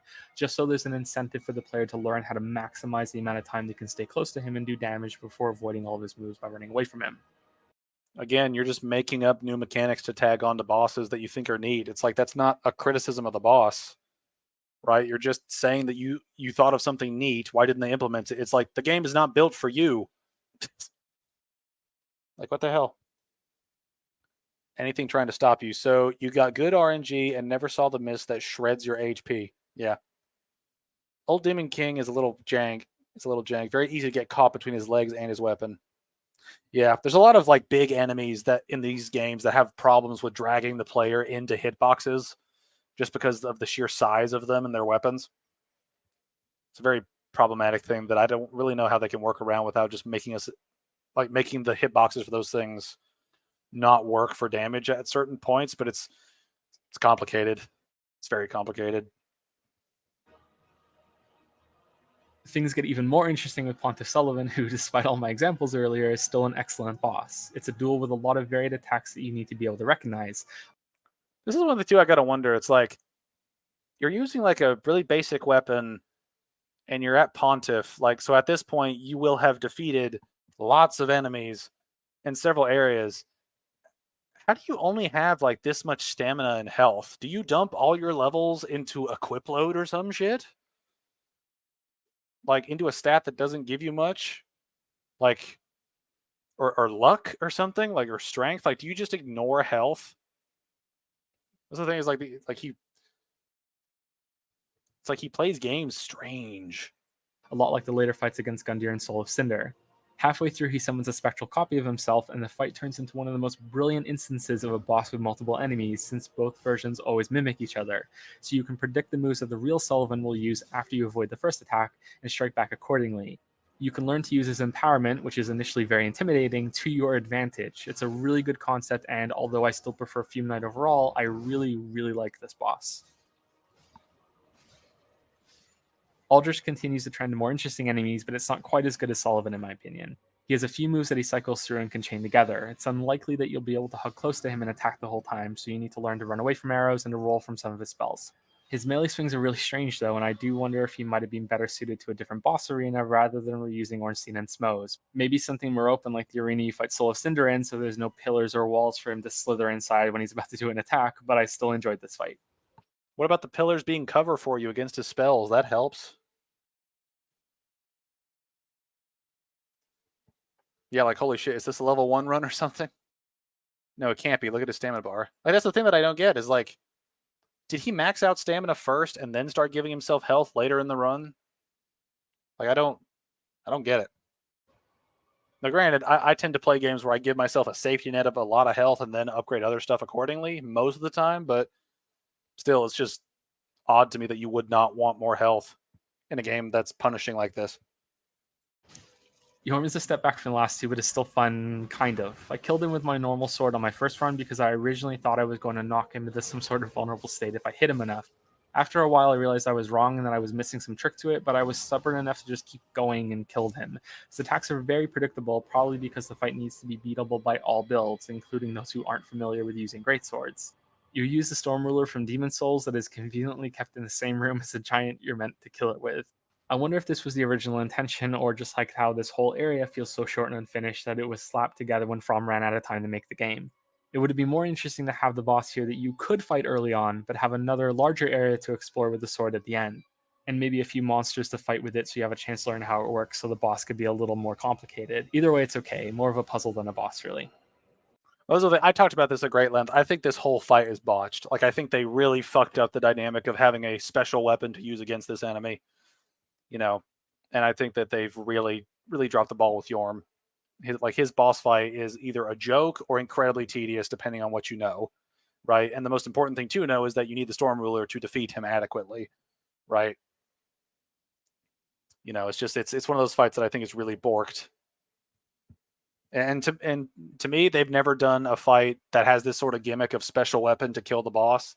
They've never done it as well as the Storm King and Demon Souls, in my opinion. No other boss has been done as well as the Storm King. Like, Storm King's clearly telegraphed. You can't reach the target. You know, they have a weapon in the middle of the arena that you can pick up. You have cover from the aerial attacks. It works really well as the gimmick. This is a big dude that rushes you, so you may not even have time to look at the throne with the fucking item on it, right? And then Rykard in Elden Ring is just this, but way more AoE spammy, right? So even more annoying. You know, just they have not done this gimmick well since Demon Souls, in my opinion. Dancer is next, and I really like this fight for one key reason. The way she attacks is distinctly different than the other bosses in the game. Slower, smoother motions. I found this difficult to dodge at first, and although I managed to get through it thanks to all the healing the game gave me, this is a fight that I like to spend the time to learn how to do properly. I like how a relatively small change makes it so you have to play so differently. It's a very graceful fight, which is part of the fun of it. The end set of bosses are also great. The Dragon Slayer armor is quite aggressive, but fairly easy to avoid. This helps make the fight fair since you have to keep track of the weird dragon things in the sky. They pelt range attacks at you with a generous warning. This isn't the most challenging boss in the game, but it is interesting enough that I like it a lot.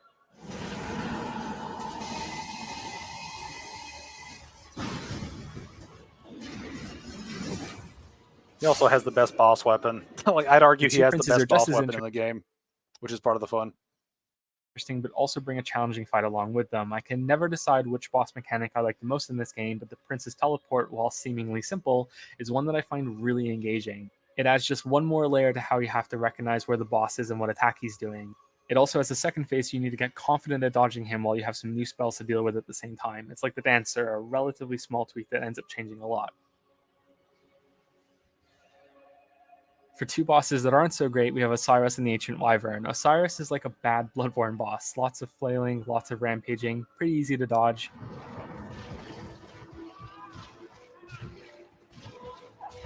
That baby I know reference. some people get kind of Yeah, but there's one thing. I think a lot of Bloodborne's bosses actually suffer from what he called a bad Bloodborne boss. I think a lot of Bloodborne bosses are just that. They're just big, flaily, fleshy monsters, kind of like this. And that's one reason I don't like playing Bloodborne is a lot of the enemies devolve into that. angry when I dismiss a boss because I don't find it appealing, but I'm sorry, that's all I can do here. There are regular enemies in the game that have more going for them than this guy, in my opinion. Likewise, Ancient Wyvern is an okay idea. I just didn't find it all that interesting or fun. This is a puzzle boss. You have to avoid him and run around to do a plunging attack instead, which strangely kills him outright in one hit. There are enough bosses in the game that I don't mind that this is one of them. If the others weren't so great, however, I'd probably dislike this one more, just like I criticized some of the weaker bosses in Bloodborne. The final three are up there, in my opinion, as some of the best fights in the series. We have the rematch with the more difficult Gundyr, the final boss Soul of Cinder, and arguably the real final boss of Nameless King. I think Wait, so is he going down the list of bosses, or is he just randomly bringing up favorites and non-favorites? This list has like no structure to it. It's just like, these are bosses I think were good. These are bosses I think were not so good. These are bosses that I think are great. It's like, okay. Can we go over all of them instead? It's like, what? Ancient Wyvern is trash, man. You run past some of the most aggravating enemies and reach the chain wielder with 2 ranged attackers. Yeah, I think Ancient Wyvern could have been better as a fight. I mean, just like some of the enemies in that area are really annoying. Like the serpent men, the large serpent guys with the chain that they can chuck for like miles, evidently, are really annoying. The little ones I think are okay, but some of the bigger ones get annoying, and those chain ones are really annoying. This is one thing too, is like my favorite fight of the game is Nameless King, or of the base game is Nameless King. If it came down to it, I think it would either be a toss up between Nameless King and Gale for my favorite fight of the game overall, including DLC. But we'll get to the DLC in another stream. I think I spoke enough about Gundyr already, so I don't want to repeat myself. I'll just say again that it's one of the best standard duels in the series. Unfortunately, it's another instance of repetition with Dark Souls 1. This level is another version of the starting area with a rematch against the first boss, who is now much more difficult. Just like you return to the asylum to fight another demon, it's not strictly a bad thing, but worth pointing out. Wait a minute. I need to go back here. Was his health just twitching the fuck out? Like look up here at his health bar. 1. This level is another version of the starting area with a rematch against the first boss, who is now much more difficult. Just like you return to the asylum to fight another demon, it's not strictly a bad thing, but worth pointing out. Why was his health so twitchy there? It's just weird. After having a chance to think about it now for a while, I'm comfortable saying that Soul of Cinder is the best final fight in any of the Soulsborne games when we're looking at the base versions without DLC. Now, as a final boss before an ending, I do think the Soul of Cinder is actually pretty impressive, given its moveset and its variability within its moveset. It's a very, very versatile boss, and I think that's a really cool aspect of it. It's quite literally a better version of Gwyn, since you fight him again at the end after beating the first phase. Not only does this fight have a lot of different mechanics for you to learn, with the boss moving from different melee and magic builds, it also ties into one of the core themes that the bosses have in the game. It's also the most challenging final boss, in my opinion, for a new player. 2 phases means it's a longer fight, and the different movesets make it more complicated. So it's pretty clear that this is meant to be the chosen undead from Dark Souls 1. I think it's more than that, though. It's a... What? The chosen undead from Dark Souls 1? Like, so you're telling us that we link the fire over and over and over and live forever? My opinion, for a new player. 2 phases means it's a longer fight, and the different movesets make it more complicated. So it's pretty clear that this is meant to be the chosen undead from Dark Souls 1. How is it clear? How is it clear that this is like... Obviously a bad take. Aldia is the best final boss. Yeah, justice for Aldia and his lazy ass. But why would this be the nameless undead from Dark Souls 1? Like, why would it be? Like, tons of people have been burned as Lords of Cinder by this point, right? And it goes back to Gwyn. I mean, surely, like, there's been some greater champion in between that time and this time. I think it's more than that, though. It's a few of the chosen undead, a bunch that completed the cycle, relit the first flame, and then were absorbed by whatever entity was brought into existence that took over Gwyn. The multiple builds that you fight are each individual chosen undead joined with that to make it something more powerful than the sum of all of its parts. It's like Captain Planet. I guess that can be an interpretation. Whatever you want, dude. you look back, you can see that a lot of the bosses are this merging of entities. There are multiple things that comprise the boss. Some have symbiotic relationships, and it's not always clear what's the parasite and what's the host. The first boss starts this. The tree is similarly infested with something. Crystal Sage splits into copies. What? What are you talking about? It could be an amalgamation of many chosen under the length of flame, not just a few, plus seeing as how God Gwyn was in the mix. Yeah. There could have been stronger leaders and lords that linked the flame as well. One's unmentioned. Yeah. I think he's just kind of spitballing random ideas out here that kind of don't flow very well with what he's talking about. But this thing he's talking about with like the parasites, and he brings up like Gundyr having a thing in him. The tree has like something in him, and then he brings up this one copying. It's like, this is not like the other two. Deacons of the Deep is some sort of supernatural infinite clergy kept alive by this power that keeps moving between all of the hosts. Abyss Watchers are the same sort of thing, and it's the combined energy of all of them that you fight at the end. Aldrich has infested the corpse of a boss from Dark Souls 1 and wields him like a puppet. Dragon Slayer armor has some sort of tie to the Nerve Dragon since they die along with him at the end of the fight. Considering that the boss is called Armor, probably means that these monsters are controlling it and not the other way around. I'm not sure though. The princes are linked in the same way and join as one thing in phase 2, and a weaker example of this would be the additional copy that Pontiff summons of himself. Not every boss fits this theme, but most of them do, and I think it's intentional. Like most things in this series, I don't think it carries any deep meaning or message, but it's interesting that the bosses adhere to some sort of common theme. Well, there's one thing that I would say is probably like an underlying theme of this is that like a lot of the bosses need something else to survive at this point because of the process kind of degrading everything over time. You know, like because like the world's degrading, it's covered in ash. So many people have been died or sacrificed to like continue the legacy of the linking of the flame. You know, I think that could be the overarching theme with all these bosses is that they all require something else to survive, you know, to a certain extent. You know, and it's like kind of ironic actually that a lot of the magic users uh don't necessarily do that, but Aldrich does, you know. Like they're all bound to this world because of something else, right? Because of someone else, because of some other entity, you know, or at least a lot of them are, right? And that's something that I think makes it a very interesting discussion to have, you know, in terms of like the themes of the world ending and nothing can survive on its own anymore, you know, not like it did in Dark Souls 1 and 2, you know, like things survive on their own, you know, but this game, you know, does have a thing where a lot of the bosses are sort of connected to something else that keeps them going, you know, in one way or another. You know, and this is one thing that I think is an overarching theme of all three Dark Souls games is kind of the decline of civilizations. Well, you can also throw in Demon Souls and Bloodborne in this, and Elden Ring. Like a lot of From Software games, like the decline of a civilization and the preceding like decline of its inhabitants as well, as those are who we usually fight. You know, Nameless King is no different. I said this boss could be considered to be the true final fight because getting to this area is the most convoluted thing ever put in the series. most convoluted thing. You find an emote and then you sit somewhere and then you're there. That's not convoluted at all, dude.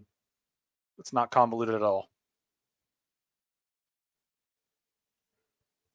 I also think that this is intentional. It's meant to be something that almost every player will miss, so they have an added surprise to return to the game after they're finished and look up some things online.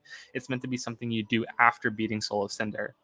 The original intention might have been to go here earlier on to get the Storm Ruler to beat Yorm, though, since it's a much better thematic fit than having the sword just hanging out in the giant's throne room, and the way that you get here isn't far from the profane capital.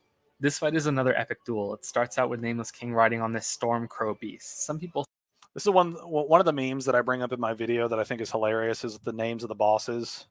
You know, like one of the meme descriptions for this boss was Jesus riding a dragon, and I thought that was very apt. That was very apt.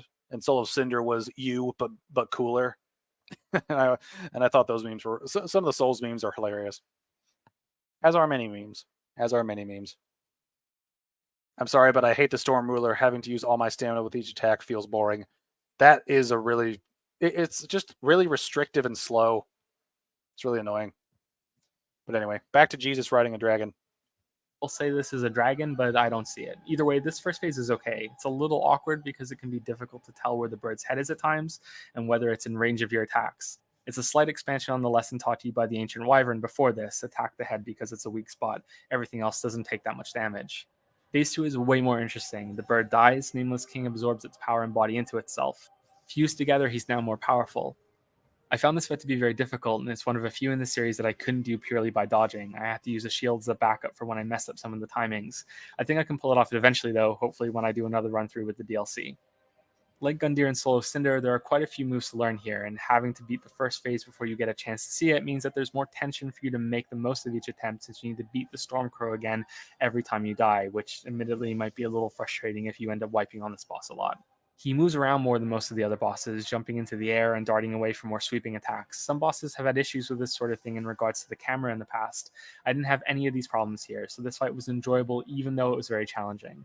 I know people usually have a different boss in each game that they find easy or difficult, so I know that this won't be the choice for everyone, but it was for me, and I like that it also happened to be the final part of the game as a good send-off. And although I have a lot more things I could say, I think we're going to call it here. This video was longer than I thought it would be. I'm saying that a lot lately, and it's becoming frustrating.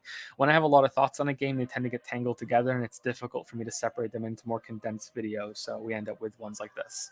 I am saving some points, though, for a commentary playthrough of the game like I did for Bloodborne and Dark Souls 1. I'll do that sometime in the future, but it'll be long after the DLC is out. I'm hoping to do some smaller videos on each new content update that From releases, and then a larger review of the finished game later on. The biggest problem that Dark Souls 3 has is that it was rushed to release. It's not as bad as an early access title, but it doesn't feel finished either.